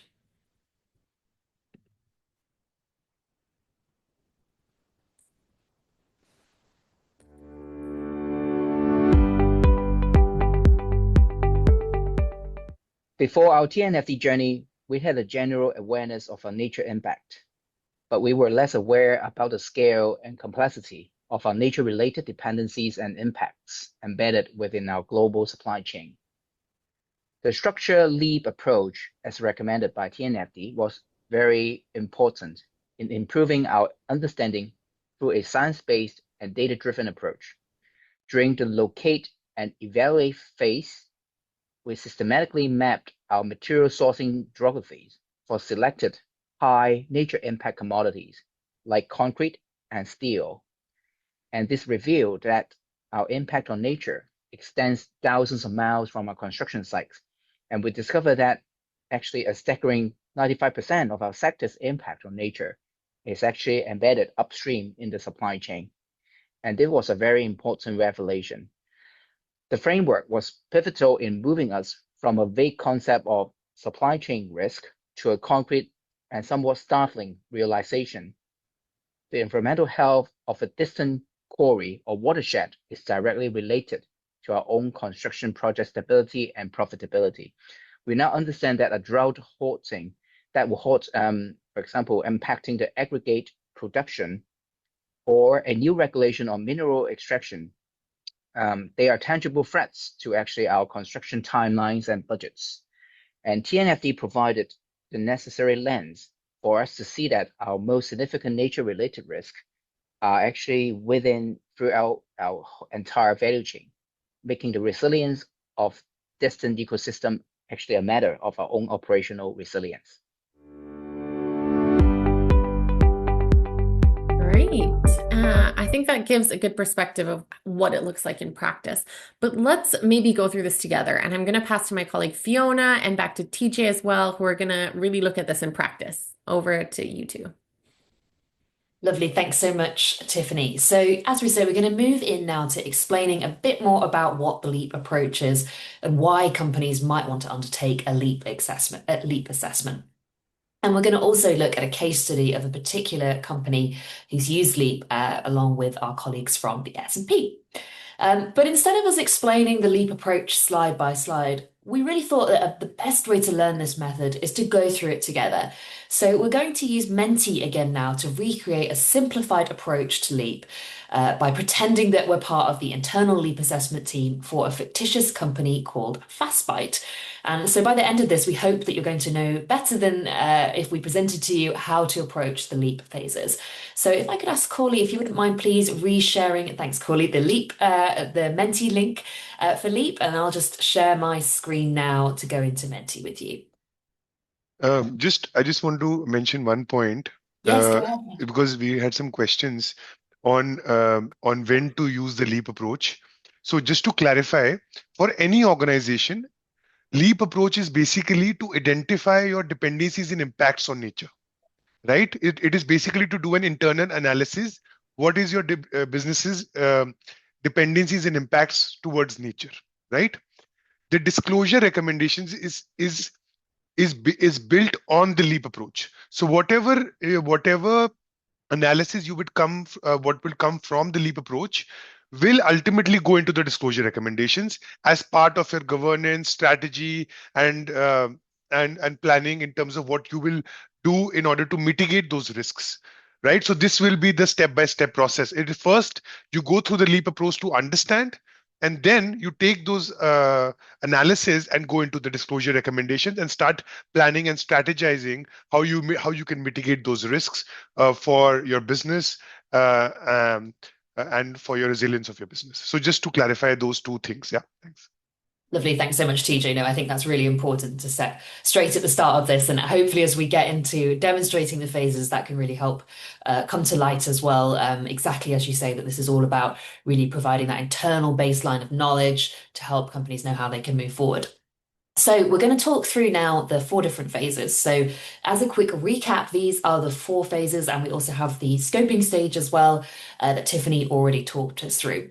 So as a quick recap, the aim of LEAP is really to be undertaken by an internal assessment team.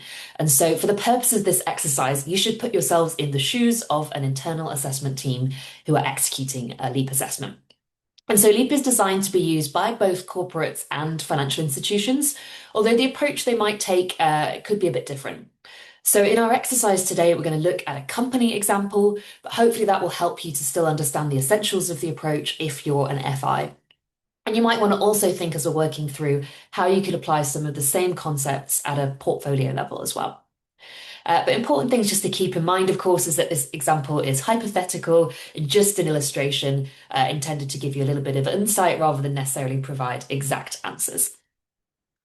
But I'll introduce firstly our case study and then we'll dive into the different aspects. And yeah, it'd be great to get your input as we move through as well, TJ. So the company we're going to be using today is called Fastbite. So as we said, Fastbite is a fictitious company, but based on real information, of course. So it's a major US listed fast food chain that sells burgers, hamburgers, fries, shakes, etc., with lots of outlets across the US. And so a really important part of its business model is it relies on a consistent and high quality supply of its core ingredients of beef, potatoes, wheat, and dairy. It has a big supply chain and is sourcing its products from across global markets, including North and South America. Fastbite has already started to see a number of risks relating to nature arising in recent years. So they've seen disruptions in their supply chain due to rising costs and changes in yields of its agricultural commodities due to extreme weather, invasive pests, and degradation in the pasture lands as well. It's also experienced some challenges relating to deforestation and its reputational risks associated with that. So it's seeing pressure from the media, NGOs, and customers to be more transparent and to assess the links between its activities and those of agricultural suppliers and beef suppliers in Brazil who are contributing to deforestation in sensitive areas. And so they've already started to experience some risks here, and to help them build out their strategic approach to managing these issues and better understanding them, the company want to use a LEAP assessment to better understand those particular dependencies, impacts, risks, and opportunities. And its overall aim here is really to improve the resilience of its supply chain due to some of those issues we've identified, and also to think about how it can respond better to changing customer expectations regarding environmental sustainability and traceability in its sourcing. Okay, so that just gives us an overview of who FastBuy is, so please keep that in mind. And now we're going to move into talking about the scoping exercise. And so the purpose in scoping is to really think about getting a shared internal understanding and alignment on the scope of the assessment and the resources that a company might need to do this. And so the starting question that I have for all of you to get us started is to think about if FastBite wants to understand how it interacts with nature, which are the aspects do you think that they should consider as part of this scoping assessment? So there's a number of different options here, and you can vote for as many of those as you think are relevant, and we'll see your votes coming through. So you can select multiple here. You might think lots of them are relevant, and feel free to share in the chat as well if you have any thoughts on why you've selected what you think, or maybe what the most important one would be. But we'll just give you all a moment to respond. I'm seeing the responses starting to come through. So far, it looks like most people are going for mapping the value chain, gathering detailed data, and understanding different data, but kind of an even split across most areas. So really, many of these aspects could be relevant, of course, as you've correctly highlighted, and it's really going to depend on the organization's context. But what's important to keep in mind at this phase is we're not really looking to gather detailed data on sites and locations. This is probably too detailed for the scoping phase and would be covered later in the LEAP approach. The aim at this point is really just to get that high level understanding so that the organization has its plan for how it's going to approach the assessment in terms of the time, resources, the inputters it will need, and that it has an understanding of the core aspects of its value chain that it will be taking through the assessment. So that just gives us a flavor of what to consider in scope. Maybe I'll turn over to you, TJ, if you've got anything you'd like to add here at all.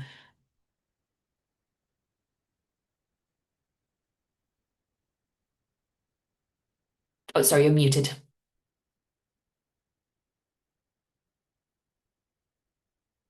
I mean, just couple of points when we think about the locate phase, right?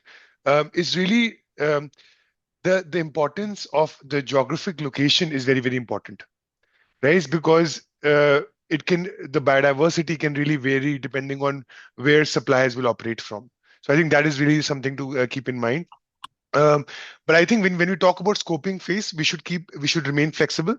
I think one of the most important points, and many organizations we found is really that as they start to use new data sets and tools, new risk and opportunities are emerging. So the scoping phase often evolves over time. Right. So as you're learning, as you're moving, I think it's just better to be flexible when you're using that approach. Another a key point is really to stay really high level in the beginning. Don't go too much in detail, because I think as you start learning about the leap approach and the locate phase and the scoping phase, you will start to understand where to focus on, and what you should prioritize when you're looking into the deep analysis, right? So when you do a much more deep dive, it is also I think what would be also helpful is also to stay sort of aligned with all your different teams, for whether it's sustainability, risk, procurement, strategy team, to understand what different parts of businesses work and sit, so that you have understanding of that. And last but not the least, don't worry about if you don't have the full data, even if you have less data, less time. I think the point is to really get started. I think that's the most important point. And do with what you have. If you have less resources, less data, that's completely fine. I think it's important to just get started. Yeah. Awesome. Thanks, TJ. I think there's some really useful points to highlight. So hopefully that's really given us a little bit of a flavor of what we're looking to do in scope. So really get clear at the start of the assessment of how we plan to go about it.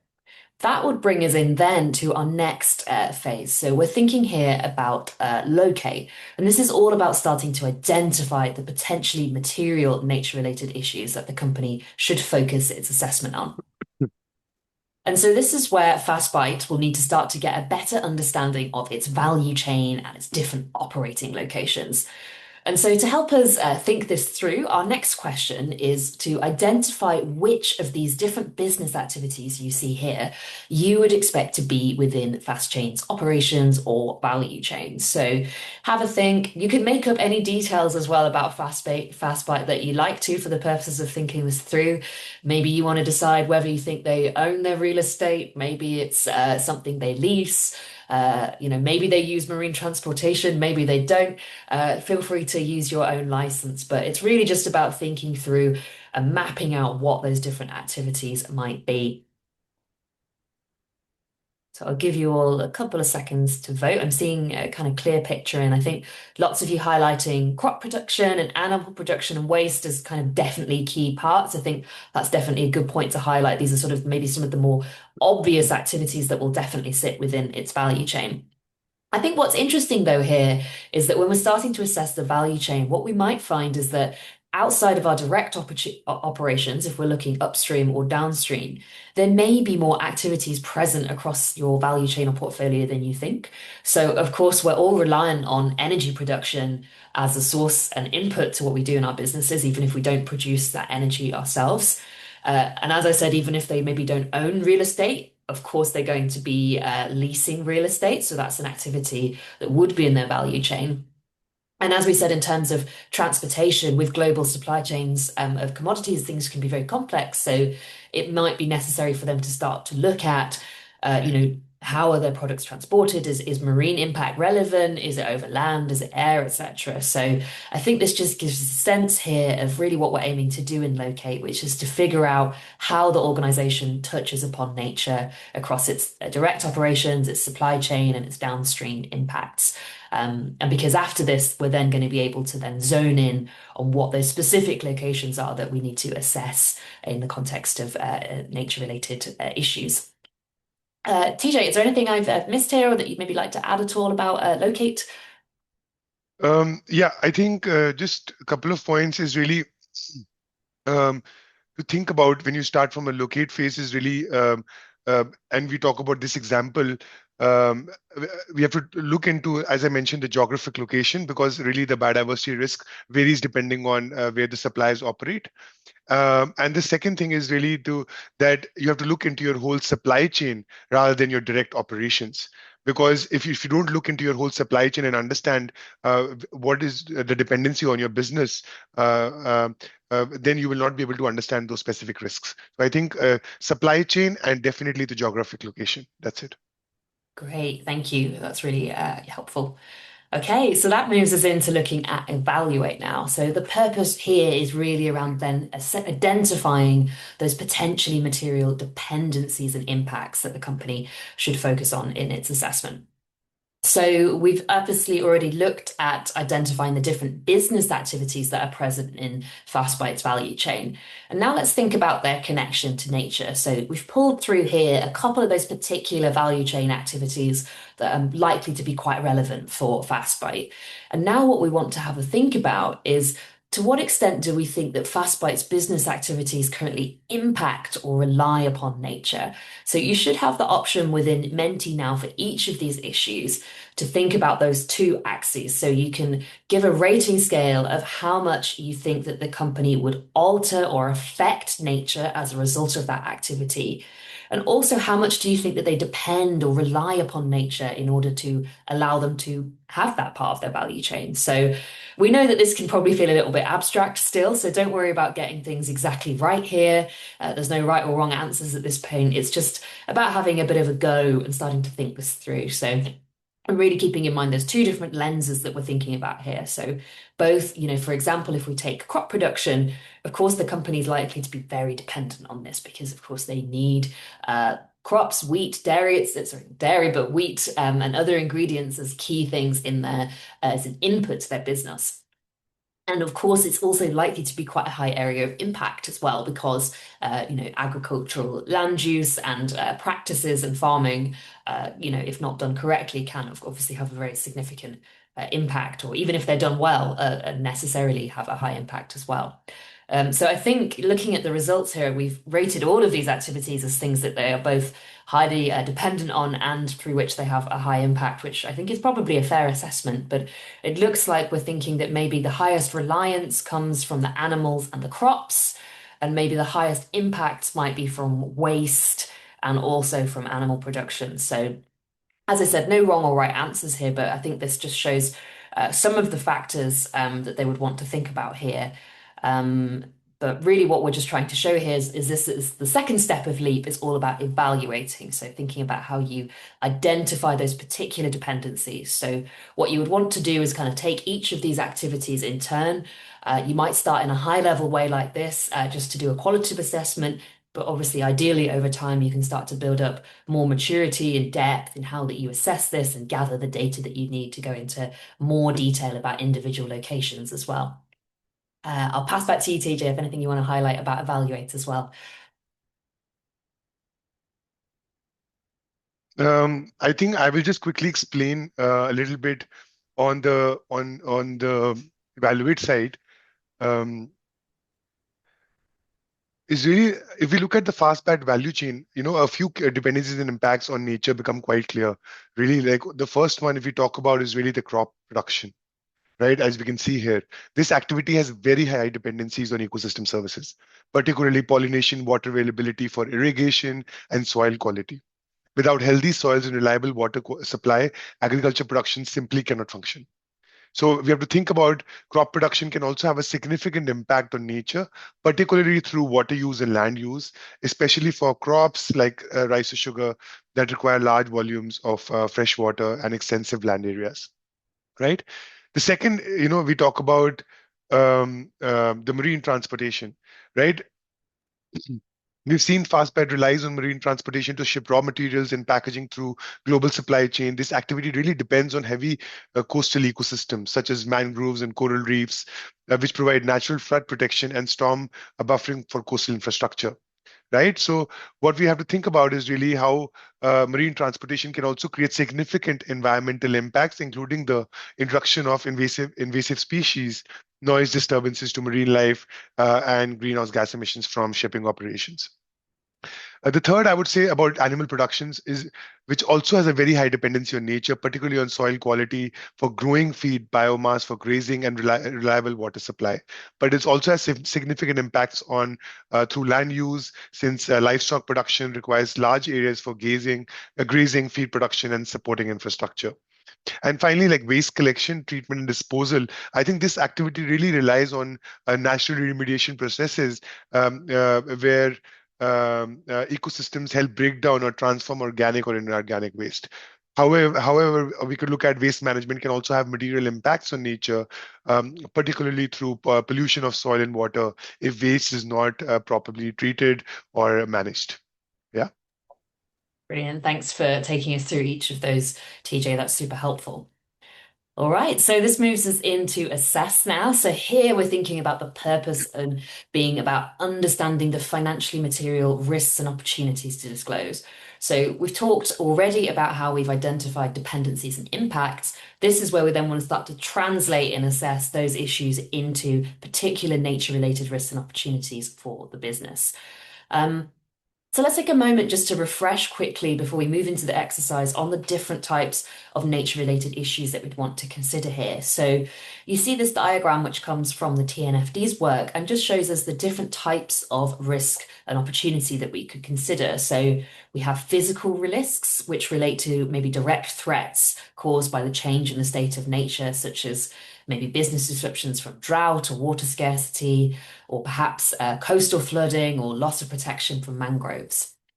Then we have transition risks. So these are all around the threats arising to society from nature loss. So this could include policy changes, maybe shifting market dynamics, reputational damage, etc. And as well as that, we also have nature-related opportunities as well, of course. So these opportunities are activities that either enhance business performance or are ones that improve sustainability performance by actively contributing to nature positive outcomes. So important just keep in mind that framing of the different types of risks and opportunities. But let's have a look at a few possible types of risk and opportunity that could be relevant for FastBite. So we've highlighted a few different issues here that could be relevant for them. So you can have a little bit of a read through these examples and you can rate from a low risk to a high risk for FastBite. How significant do you think each of these risks would be? So we've got a physical risk relating to flooding. Maybe we're seeing degradation of forests in their value chain, and that could disrupt their supply chain. We've then got a chronic risk, from physical risk relating to the impacts that soil degradation and declining pollinators could have on their agricultural yields and their animal food stocks. Maybe they might be impacted by policy risks from changing regulatory requirements relating to environment, possibly brand or reputational risks as well. And then also maybe there's a possibility of technology risks. So thinking about how they're going to adapt their business to different technology requirements, if maybe they're required to do so, or if they need to incur costs to invest in new technologies. Okay, so looking at the votes, I see we think possibly that the physical risks could be most significant for them. I see most people rating those the highest, and then people rating maybe the technology risk perhaps as lower. As I said, it's another question where there's no right or wrong answer, really. It's just to get a sense of how you would think through after what you've already assessed about the value chain, about the different dependencies and impacts they have, what risks and opportunities that could lead to, and how significant they would be. So you're already really doing the phases of a leap assessment, at least at a high level, when you're starting to think through these concepts. So great job, everyone, and thanks for inputting to that. Okay, so I'll pass back to you again, TJ, if there's anything maybe you'd want to highlight about these results, or maybe any aspects of risk management that organizations would want to consider here. Yeah. So I think looking at the exercise and the results of the exercise is also useful to think about whether any risk might not have been rated very highly, but could still be important. So one thing we often see with nature-related risk is really that different risks are connected to each other. Physical risk and transition risks don't happen separately; they can influence each other. For example, in this, in this specific case, a FastBite could face physical risk through its suppliers, especially some suppliers are linked to deforestation or unsustainable farming practices. This can increase risks such as flooding, biodiversity loss, or disruptions in supply chain, or disruption in supply. Over time, these activities can create long-term risk like soil degradation, which can reduce crop yields and affect the reliability of supply. So at the same time, these issues can also create transition risks, such as new regulations, legal challenges, or reputational damage if customers or investors see these practices negatively, right? So one important lesson really from the pilot testers is that organizations should use different tools and data sources when assessing nature-related risks, because no single tool gives you the full picture. So it's important to understand both the benefits and the limits of the tools being used while you're doing this analysis. Last point is really that the nature-related risks are often connected, and companies need to look at them together rather than separately or individually. Yeah. Fantastic, thank you. So yeah, hopefully that gives us a little bit of a flavour of what we might be doing in Assess. That leaves us with one final aspect of the LEAP approach to talk about, which is prepare. So this is then deciding how the organisation should respond to the nature-related issues that it has identified for itself. So keeping with and seeing through our FastBite case study to the end, we've talked there about various issues that FastBite could face in terms of its crop production, animal production, its water use, for example. We've discussed some of the possible risks that it could face there, those physical risks, the technology risks, the market risks. And of course, what it really will need to do is go away and develop comprehensive actions to respond to those risks individually. But maybe each of you could just share one thought that you might have on something that it could do to enable it to respond to or mitigate those issues that we've identified. Great, thanks for those who've shared some answers. So someone's mentioned about using more eco-friendly and advanced technologies, maybe on implementing different sourcing policies to ensure suppliers are avoiding deforestation. Yeah, that sounds good idea. Thinking about regenerative agriculture has come up a couple of times as well, so that's an interesting point to highlight. And of course, there's loads of different things that it's going to want to do here.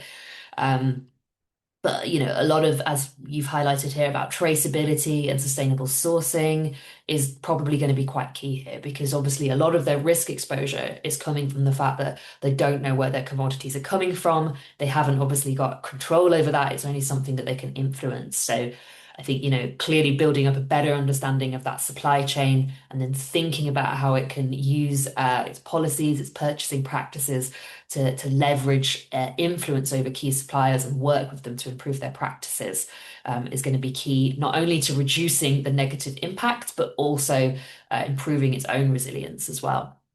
And so when their organizations are thinking about how to develop mitigations, it's important that they can also think about a hierarchy to guide their responses here.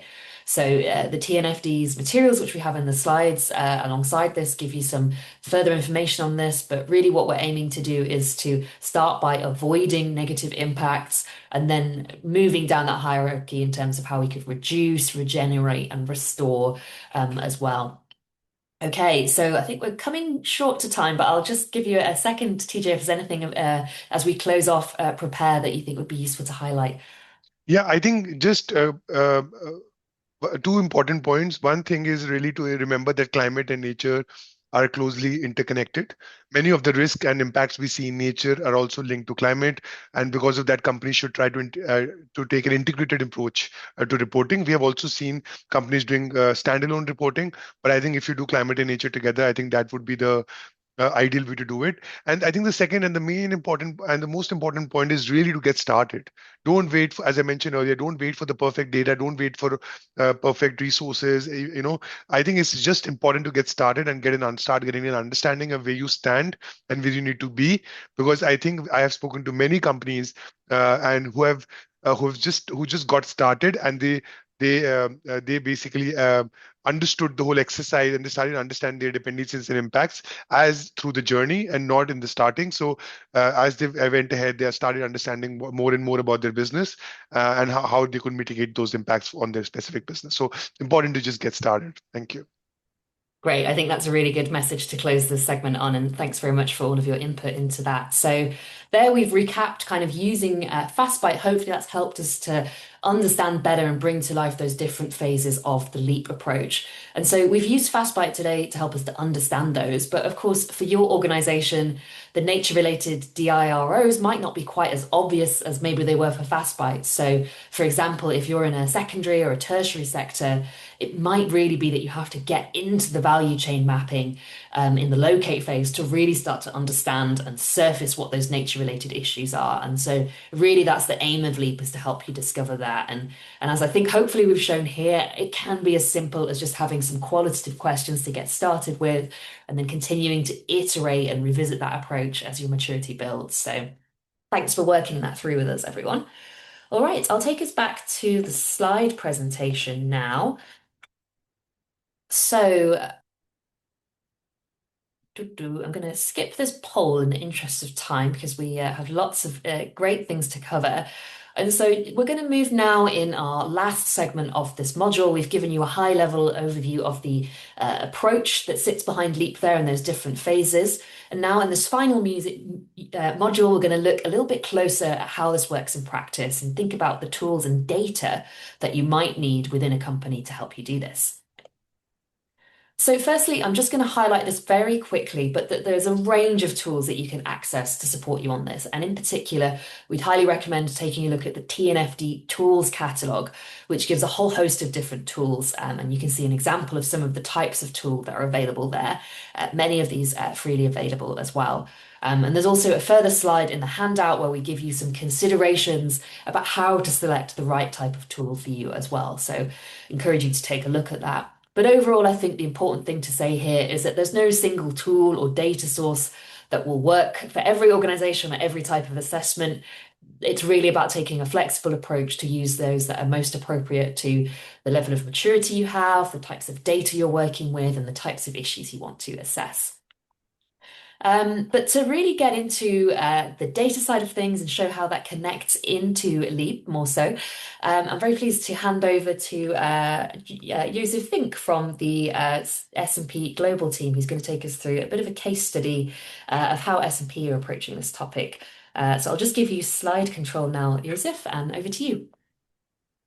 Thank you very much, Fiona. Yeah, I just want to talk you through an actual case example that a company that we're working with, and show you the tools that we're using in this process. And the backbone of this is our nature risk methodology, which we developed together with the United Nations Environment Program, and which we use to identify and especially evaluate nature-related impacts and dependencies.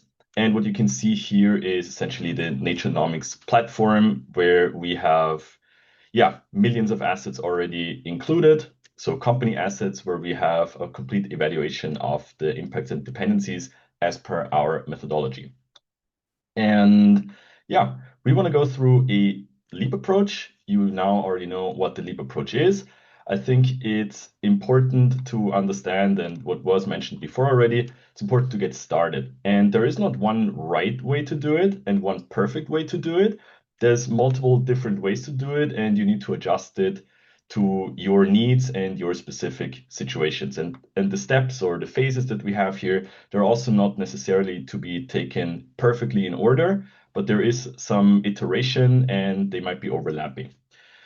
So with that being said, let's jump into a case study. We're talking about a petrochemical company with 10 billion in revenues, and they have 30 production facilities and plants globally. And their objective was to get ahead of the upcoming regulatory requirements, especially the EU CSRD, but also others around the world. And they want to, of course, understand and quantify the risks that they have, just as a pure matter of being more prepared. And as was said before already, you won't tackle everything in your first assessment. So scoping is important, and the company and we together with the company decide to focus on the own operations in a first step. Upstream, the company uses commodities such as oil, so it's a bit tricky how you want to consider that. We looked at one upstream pipeline, but that's about it. And downstream, of course, the products that they produce, so plastics and containers and things like that, they go into the hands of consumers. So it's also not the most classic approach. So the start is with the company's own operations. And as we said before, the first step is locate the interface with nature. There are almost 30 plants that are part of this, let's say, study, but this is one. Okay, so we have here an ethylene production, and this is in the US, and we already know where it is. So we have a certain biome where this is located in, and an ecoregion. And what we do is we map the asset. So we can do this very precisely with GPS and with polygons, where we draw basically a line around the perimeter of the asset. And that already tells us a couple of things. So for example, in this case, there's no overlap with a key biodiversity area, no overlap with a world protected area. And we know about the asset that it has some water intake from river and groundwater for cooling. And on the flip side, outward impacts there are some potential impacts due to chemical pollution or microplastics. And of course, there's just land use for the whole infrastructure, the storage facilities, the tanks, the piping, and so on. So that's the first step. And now we move to the evaluate phase. And we do this by asking a couple of questions, and this is reflected in our methodology. So on the one hand, we look at the impact side of things, and the key questions here are basically, what is the footprint? So what is the land use of the operations? Larger tends to be a bigger impact, and a smaller facility tends to have a smaller impact. Then what's the ecological significance, both to species, animals, and to human economic activity and human well-being in general? So how ecologically significant is the area? And that can be different, whether it's a barren wasteland versus the Amazon rainforest. And lastly, the environmental degradation. So we have a couple of metrics that tell us how degraded is this environment. And then we have the dependent side. And here we look at ecosystem services. And they are plentiful. So there's more than 20 that we look at. And here we look for each of them. How relevant is this ecosystem service for my operations, and how vulnerable is this ecosystem service at this location? So not every ecosystem service is equally relevant for all types of operations. I mean, we talked about maybe agriculture before. This is an entirely different business, which depends on different ecosystem services. And then we look at proxies of how vulnerable this ecosystem service is at this location. So it's always a location-based assessment. And then we can have a structured assessment. We can apply this methodology literally for every asset around the world and give you indications where we have every metric assessed or normalized from a 0 to 1. And here you can see on the footprint side, the footprint is 24 hectares, we know that.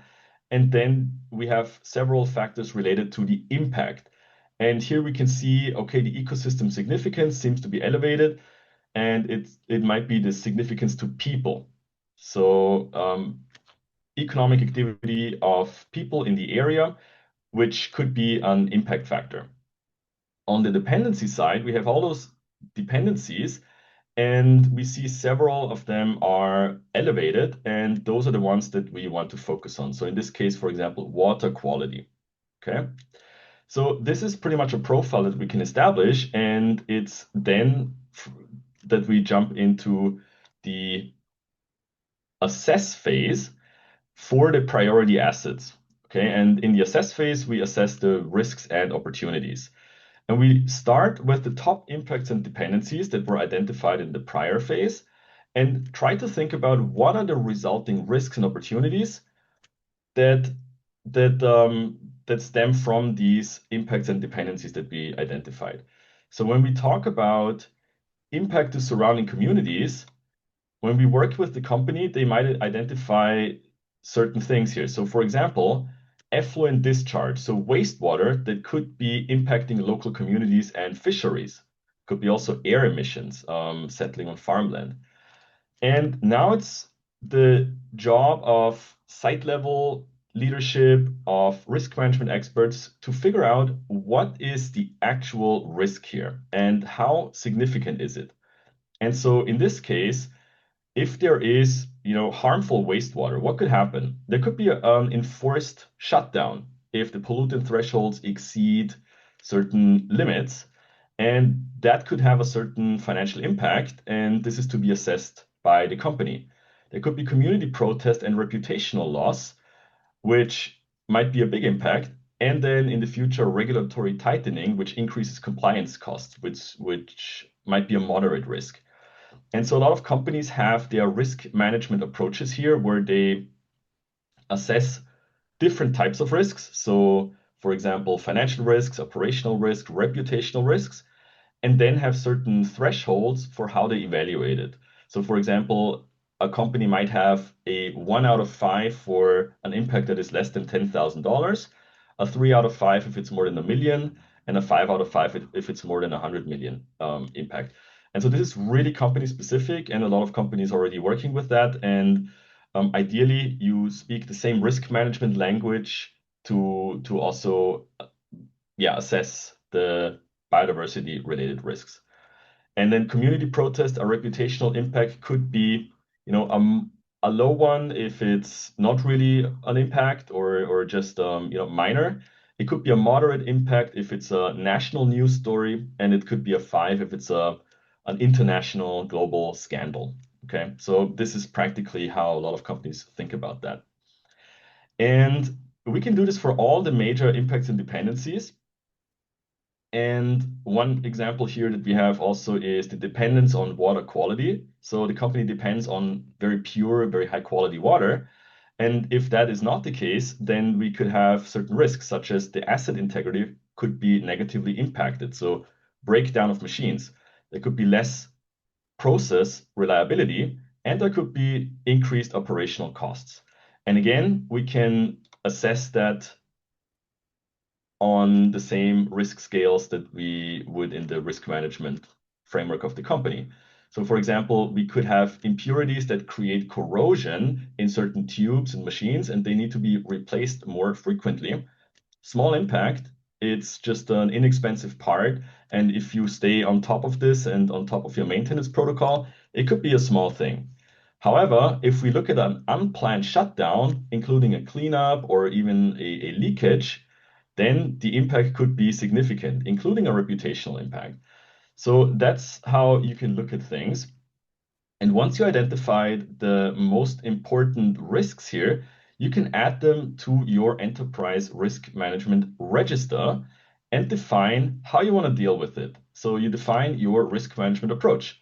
For example, when we look at the water quality that impacts my equipment, I could define or update my policies. So, for example, a water resources management policy. As for actions, I could upgrade my filtration system to make sure that no particles go in, and then I can also install particle sensors.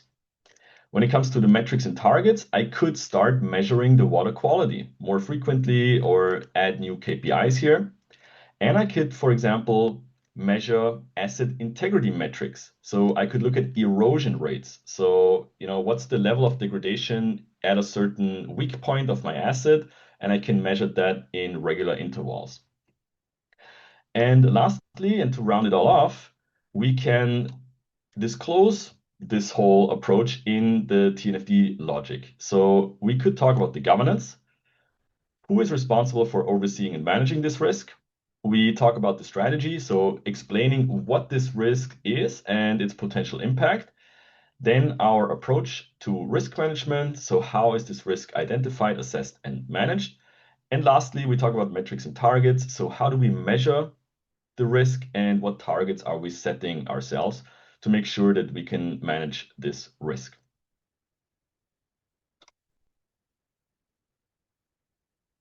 Yeah, I think so much for this. I'm not sure we have time for the poll, but Great, thanks, Joseph. I think let's do the poll quickly. I think, but really appreciate you talking us through that example, and hopefully it also helped really bring it to life. So, oh, that's the wrong poll question, isn't it? My apologies, everyone. You can vote in that one, but apologies. We'll just end that poll, and then I'll share the next poll, which is this one.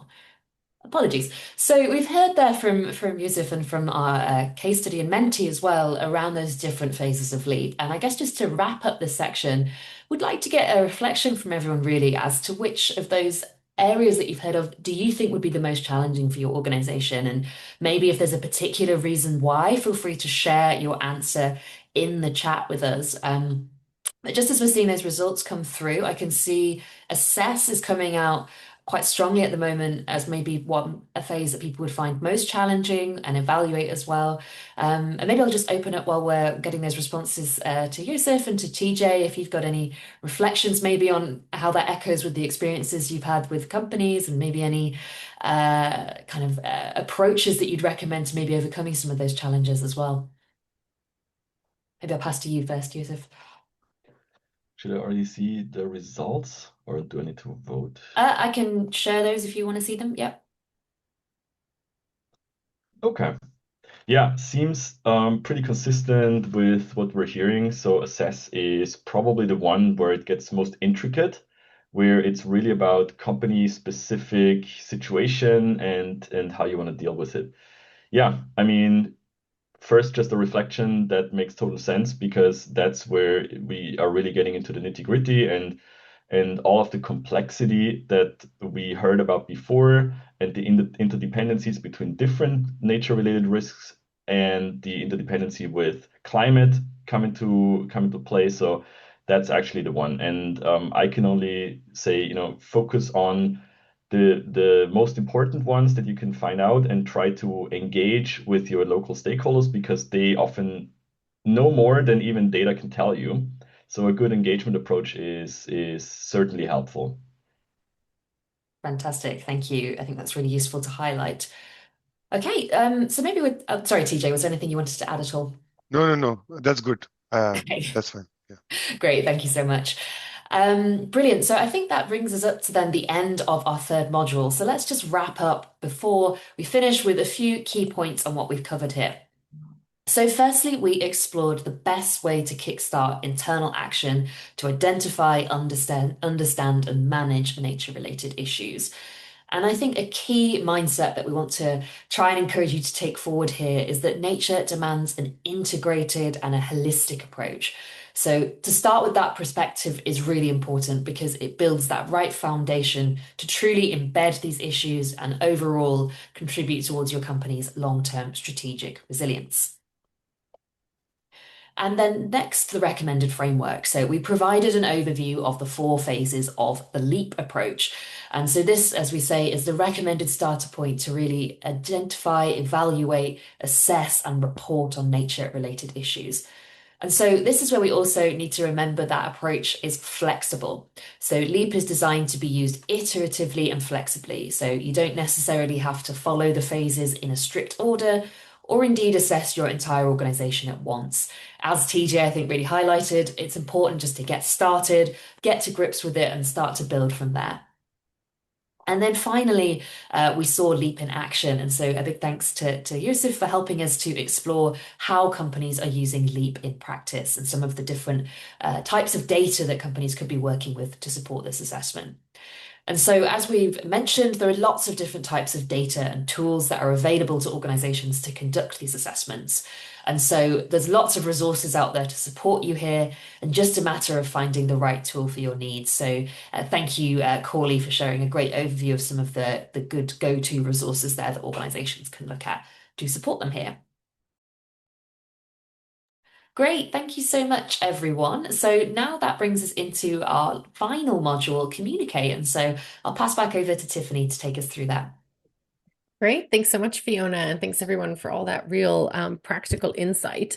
We're at our last unit now. So congratulations, everyone, for making it to here. But let's dive into really what we're here for. A lot of you are using the TNFD recommendations for your disclosures, and we're getting a lot of questions about disclosures. So let's talk about communication a bit. First of all, we want to talk about engagement, and then we'll look at investor reporting in this module. So our first unit in engagement, I think, is really important. And also speaking to one of the comments we just got, Esther, in the chat, a really good one about how important it is to get scoping right in the LEAP approach. And really, as we saw, engagement is really cross-sector throughout that approach. But in our scoping section, we really need to understand kind of who needs to be involved and who we need to be talking with. And I think it is really important to go a bit deeper into that. So let's look at what engagement we might want to see. So here we have a slide on stakeholder expectations on nature. And as we've been discussing, nature is increasingly shaping business strategy, risk, and opportunities. And as this happens, of course, stakeholder expectations are rapidly rising as well. And a wide range of groups now want clear information from companies on how they impact nature, how they depend on it, and how they plan to manage nature-related risks and opportunities. So as you can see here, we're seeing increased requirements or expectations from regulators, from policymakers, from Indigenous peoples, from civil society, and of course from investors, as we've been talking about a lot today, but many others as well. So what this means for companies is that nature-related data and disclosure are no longer becoming an optional or an additional or nice to have. They're becoming a core part of how an organization is assessed, trusted, and how they're financed. So understanding nature and nature-related issues from the perspective of Indigenous peoples, local communities, and affected stakeholders is not only an important first step and kind of cross-cutting movement or process, but it also provides really important benefits to the organization as well. And I think speaking to what Esther was talking about in the chat there. So we highlight on this slide a few of the benefits, such as, meeting reporting requirements, because demonstrating meaningful engagement and effective processes to consider the views of Indigenous peoples and local communities in company processes is a requirement of various reporting standards and jurisdictional requirements. But also we see it helps you to manage and respond to nature-related issues effectively. It also leads to collaboration, inclusive, respectful, and open collaboration with Indigenous peoples and local communities in order to identify these shared approaches and solutions. It also also creates opportunities. And just to note that failure to meaningfully engage can also lead to significant risks and lost opportunities for businesses. So there are many reasons to start enhancing engagement. Now, who are you engaging? So there are numerous groups, as you can see on this slide, of people to engage with, depending on the organization, its sector, and its geography. I'm going to highlight a few key areas here, particularly with rights holders. So this includes individuals whose human rights are affected, including the rights of water or food, an adequate standard of living, and the right to clean, healthy, and sustainable environment. This category of rights holders also includes members of groups whose collective rights are affected, especially Indigenous peoples and local communities. Now, we also have a group that we consider stakeholders, and that includes financial institutions such as investors, their capital providers and insurers, government agencies, policymakers, regulatory authorities, intergovernmental organizations, scientists, consumers, landowners. I can go on and on. These other businesses and communities that we will work with that are interacting in the same ecosystem as Indigenous peoples and local communities. What's important to note here is corporates need to understand which of these stakeholders, and in particular, which Indigenous peoples and local communities are affected, and which stakeholders are connected with their direct operations or along their value chains in order to identify who to engage with. So the answer of who is, well, it depends on your company. So you have to start investigating that. Now, we wanted to highlight Indigenous peoples and local communities because it's a uniquely important role in nature-related disclosures because their lands host the majority of the world's remaining biodiversity. And their traditional knowledge and their stewardship practices are proven to slow or reverse nature loss. So the TNFD emphasizes that engaging Indigenous peoples and local communities is not only a matter of respecting internationally recognized rights, such as free, prior, and informed consent, but it's also actually essential for identifying and managing nature-related dependencies, impacts, risks, and opportunities.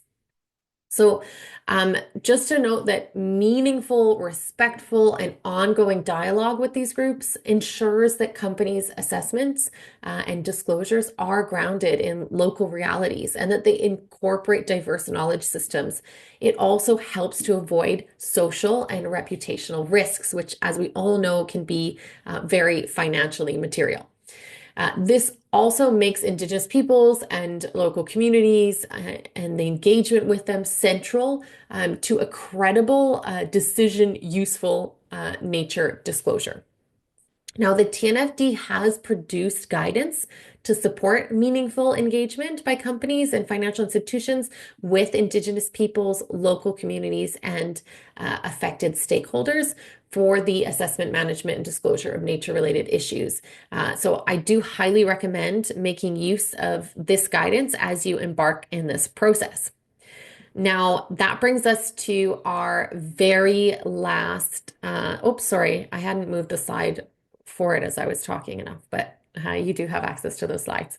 But we do have now our last section. So congratulations, everyone. You made it to the very last unit of our very last module.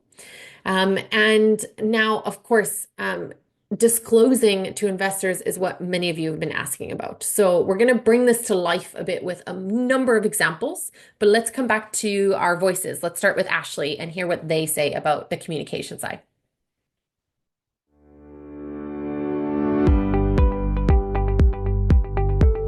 So a company's dependencies and impacts on nature are financially relevant topics. So these should naturally be included in any corporate disclosure. And as we've seen, climate's adopted as a key area of corporate disclosure over the past few years. And that's because companies are already experiencing many of the physical effects of climate change. And additionally, the best companies out there have really positioned themselves well to capture the trillions and trillions of dollars of opportunities that will come from the energy transition. So companies who can disclose their long-term plan to us and explain the financial implications of nature on their business are naturally the ones we prefer. And nature is no different from climate in this respect. Both of them are financially material topics to many companies. And this naturally means that is a matter of corporate disclosure.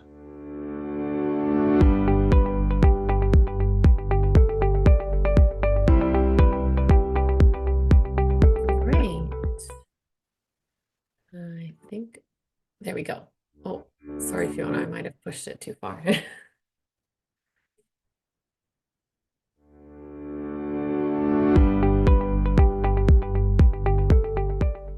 Our foremost advice is to begin immediately and embrace iterations.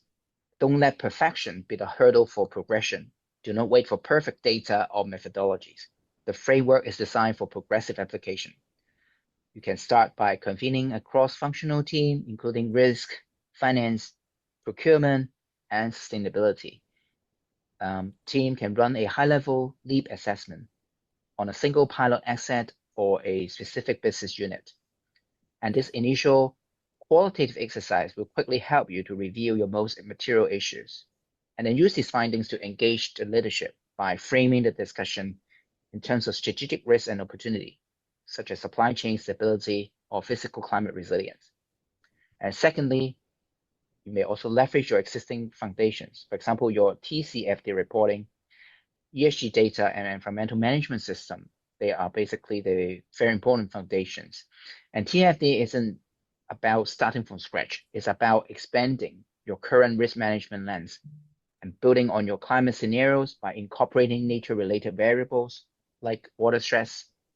And this pragmatic stepwise approach makes your tasks more manageable, demonstrate early progress, and build crucial momentum for deeper integration. Great.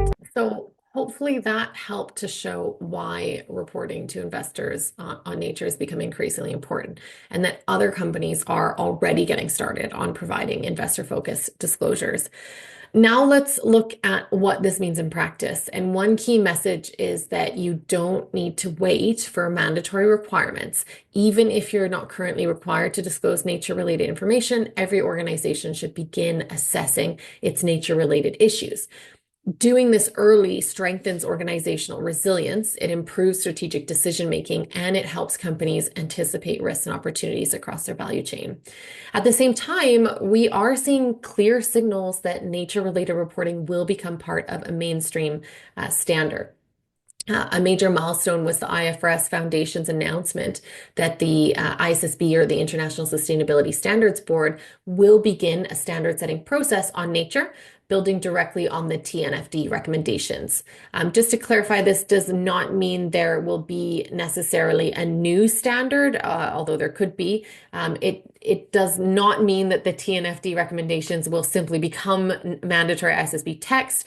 What this actually means is that ISSB will draw from the TNFD's recommendations, its metrics, and its guidance in order to shape investor-focused decision useful in disclosure that's consistent with S1 and S2. It does mean, however, that nature is expected to increasingly be integrated into disclosure standards and requirements based on the ISSB standards.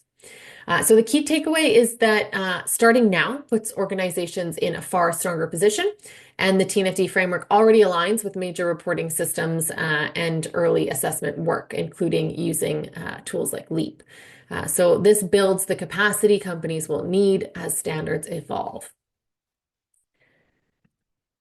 So now that we've explored why nature-related information matters to investors, let's spend a few minutes on how to communicate this information effectively.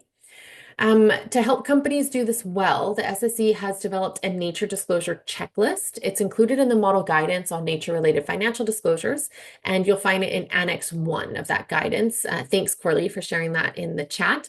So when preparing nature-related disclosures, there's several important principles to keep in mind. And we're going to go through those one by one. Before we do, just a quick disclaimer that these examples are illustrative only. So they're intended to bring the concepts to life, but they're not meant to be seen as, you know, a copy-paste template or best practice you should use. As we've seen in the chat already, every company will need to tailor its disclosure to its own context, its own material issues, and its own reporting approach. So first, speaking to an investor audience. So as we've discussed, it's important that your disclosures use the right information and the right language to speak effectively to investor audience. So to illustrate what this looks like in practice, here's an example from Tulare Bioindustries 2023 TCFD and TNFD report. So this company is a Nordic private asset manager specializing in private equity funds that invest in industrial scale facilities and technologies in the bioeconomy and circular economy. So really what this means is nature-related issues are closely tied to the long-term commercial performance of the companies that they invest in. So in this example, Tulare provides a clear summary of several nature-related risks and opportunities that they've identified. And importantly, they also disclose the potential financial impacts associated with each of them. One example they highlight is the increased risk of forest fires. They explain that forest fires can reduce the availability of key raw materials and drive up prices and affect the profitability of certain assets. And this speaks directly to the key principles in the SSE Nature Disclosure Checklist. Companies should clearly link their dependencies, impacts, risks, and opportunities to enterprise value. Great. So now let's look at integrating nature with existing narratives. So another consideration when communicating to investors is that nature-related information should be integrated into climate and broader ESG narratives to show the interlinkages between these dimensions. An important part of integrating nature into corporate reporting is making disclosures streamlined and concise across different standards, so users can easily navigate that information. So to help us explore how this could work, let's look at another example here from Ørsted, a Danish multinational energy company that has transformed from a fossil fuel intensive utility, formerly Dong Energy, into the world's largest developer of offshore wind power. So here, Ørsted provides a useful example. They use a correspondence table in their annual report to show how their disclosure aligns with the TNFD recommended disclosures and where each item appears within the report. So in case you can't read this clearly, the table has main themes or the 4 core content areas of the TNFD recommended disclosures on the left, and then the report, the section, and the page where that information appears in their public report. So this kind of mapping can help report users quickly locate relevant information across multiple frameworks.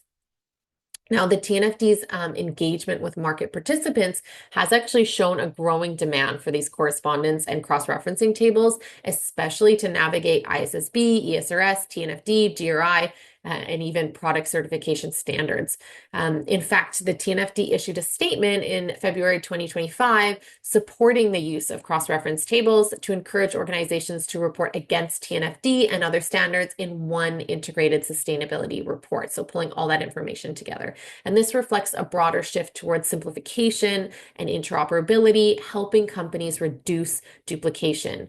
So you shouldn't be expected to do a report for each standard. Great. So next, meeting jurisdictional requirements. So another important point when communicating with investors is understanding the legal and regulatory context you operate in. So in other words, you need to know the rules of the game in your jurisdiction, and those rules are evolving quickly. So a practical step companies can take now is to map their disclosure to whichever requirements apply to them, which helps both regulators and investors understand your alignment. Even if you're not yet required to disclose nature-related information, every organization should still be assessing its nature-related issues.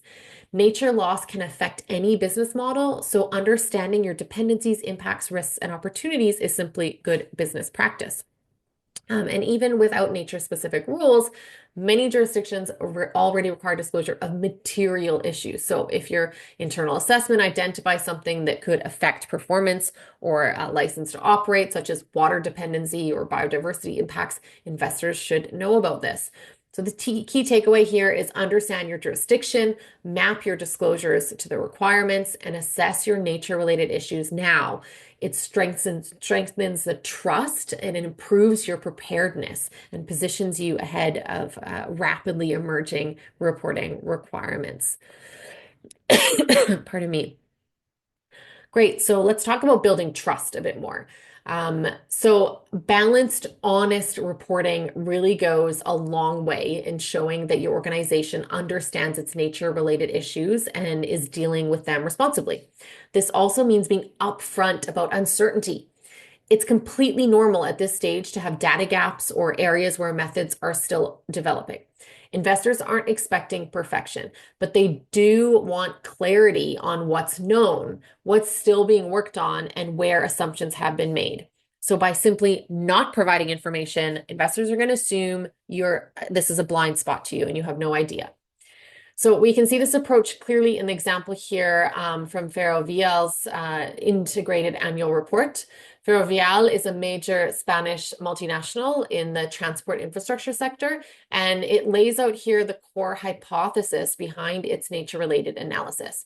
They explain how biodiversity and ecosystems link to the resilience of their business model, and they point directly to the methodologies they've used, including integrated natural capital assessment approach.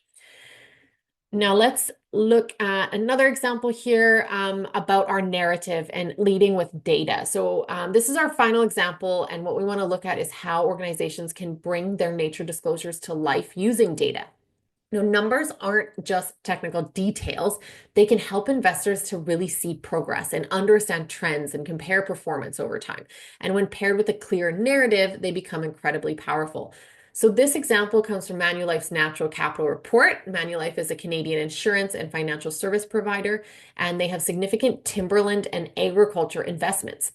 What they're showing here is essentially the carbon balance of their timberland, but represented in a way that's clear, structured, and decision useful. So their calculation builds on three variables. First, the starting point, the previous year's total forest carbon store, then any resource changes, which capture shifts in acreage, or updates in methodology from one year to another, for example. And finally, they then show the net biological change, which reflects the natural balance between tree growth and harvesting. And on top of that, they track how much harvested timber ends up as solid wood with a long life. In this case, products that are assumed to store carbon for around 100 years. And each of these elements is reported separately and then combined to show an annual carbon removal. The result is a clear picture of how Manulife is managing the nature-related dependencies, impacts, and opportunities within their timber portfolio year by year. And I think what's especially effective here is the combination. It's a narrative that explains the logic and the risks supported by visuals and quantitative data to show performance. And this pairing, a clear storytelling plus robust metrics, is exactly what helps investors make better informed decisions and understand how well an organization is really managing its nature-related issues. So with that, I'm going to pass back to Fiona, who's going to wrap up this module for us. Thanks, Fiona.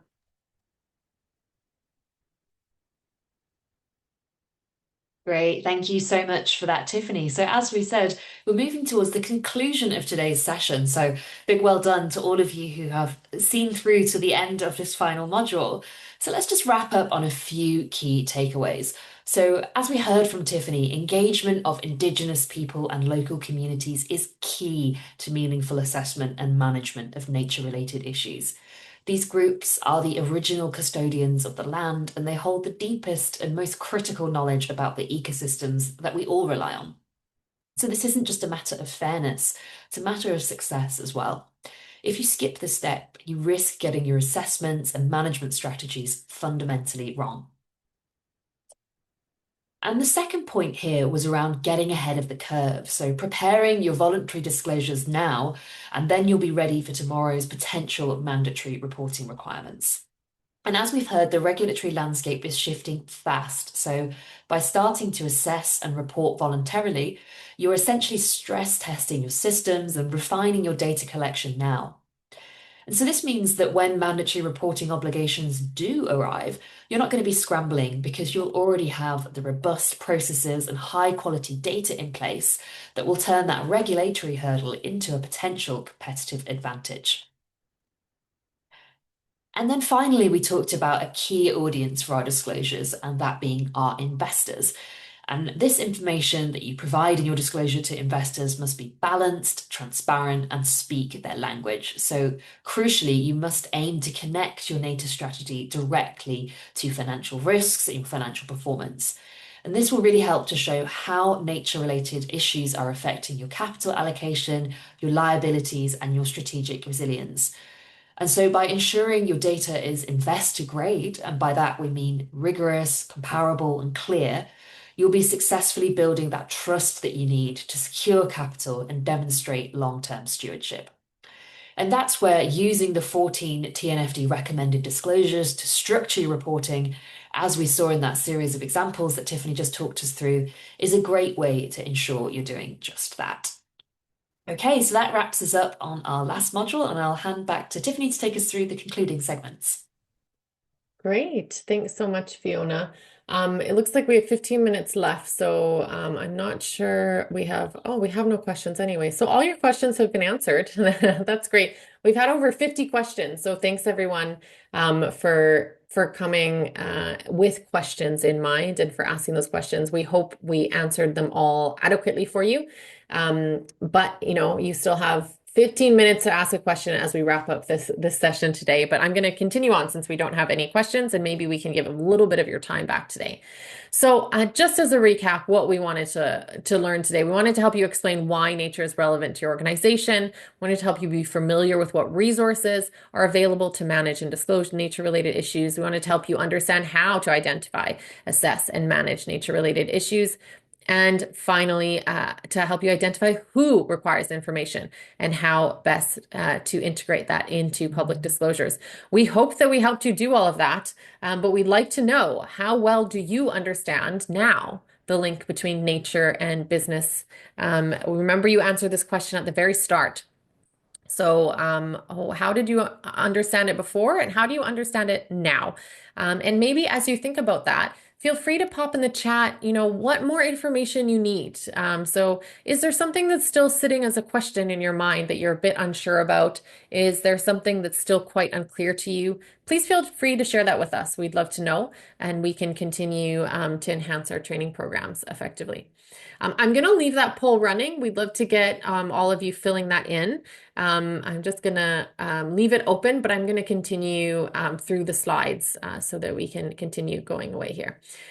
So we're going to come to the Menti now to learn what your main takeaways from today's training are.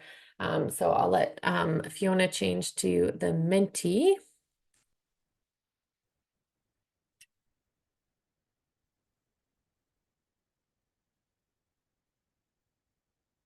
Okay, so what are your main takeaways from today's training? What did you learn? I'll give you a second to fill that in.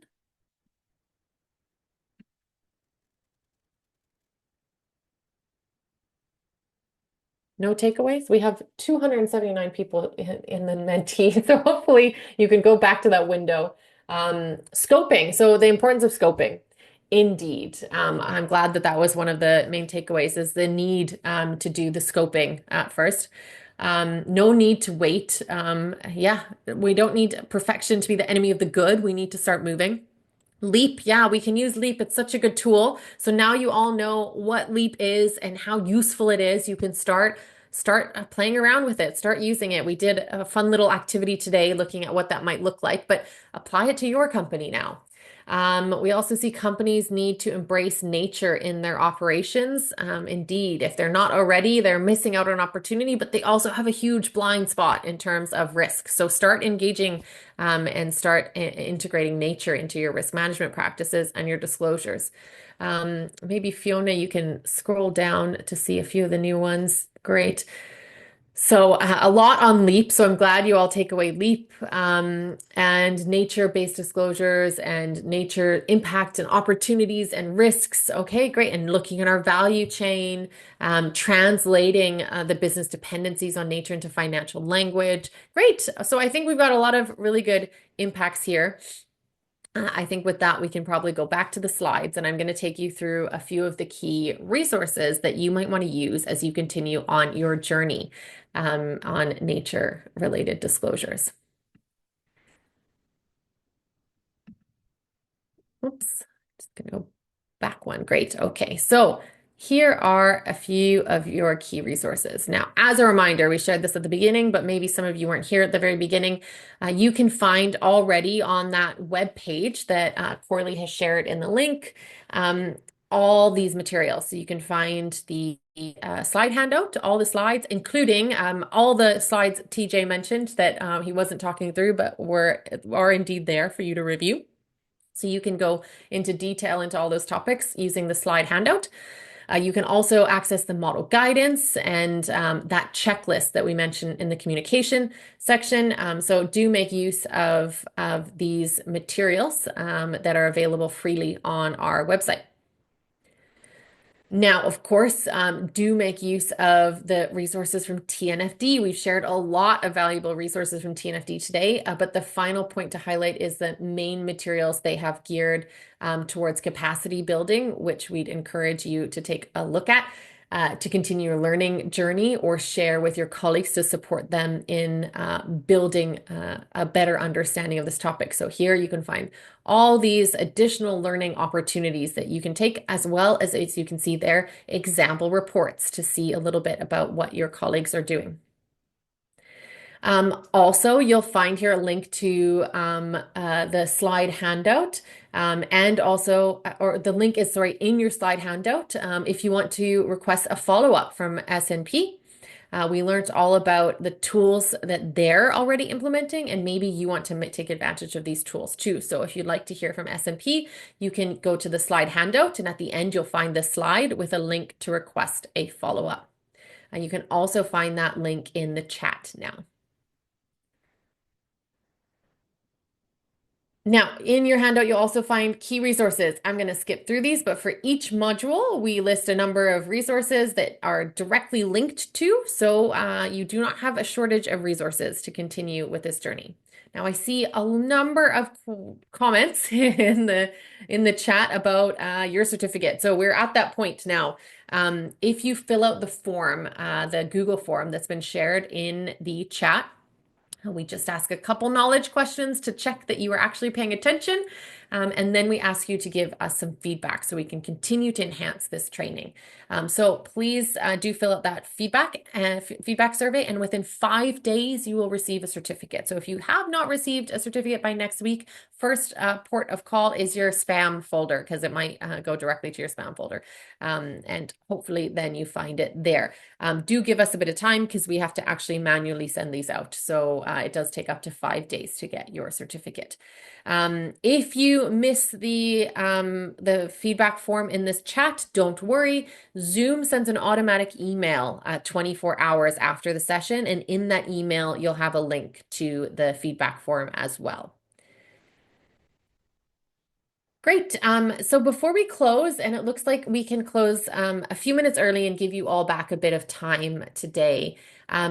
Just a big thank you to all our supporters, in particular the SSE official supporters who support our mission and make possible things like this free training program. If you'd like to become an official supporter, please reach out to us, and we'd love to include you in this list. And of course, thank you to all of our partners. A big thank you in particular to the TNFD and to TJ for all his really great insight that he's brought to today's session, and to Valentin and Josef. Thanks for joining us today and sharing exactly how S&P can help everyone on their journeys and what this looks like in practice. It's been a pleasure. Thanks to my colleague Fiona for organizing this, and it's been a pleasure to co-facilitate with you today. Last but certainly not least, thank you to the Indonesian Stock Exchange for bringing us all together today, for inviting us to come here and share this knowledge. We really appreciate it, and congratulations for your leadership in this topic. Have a great day, everyone. Wishing you the very best. Take care.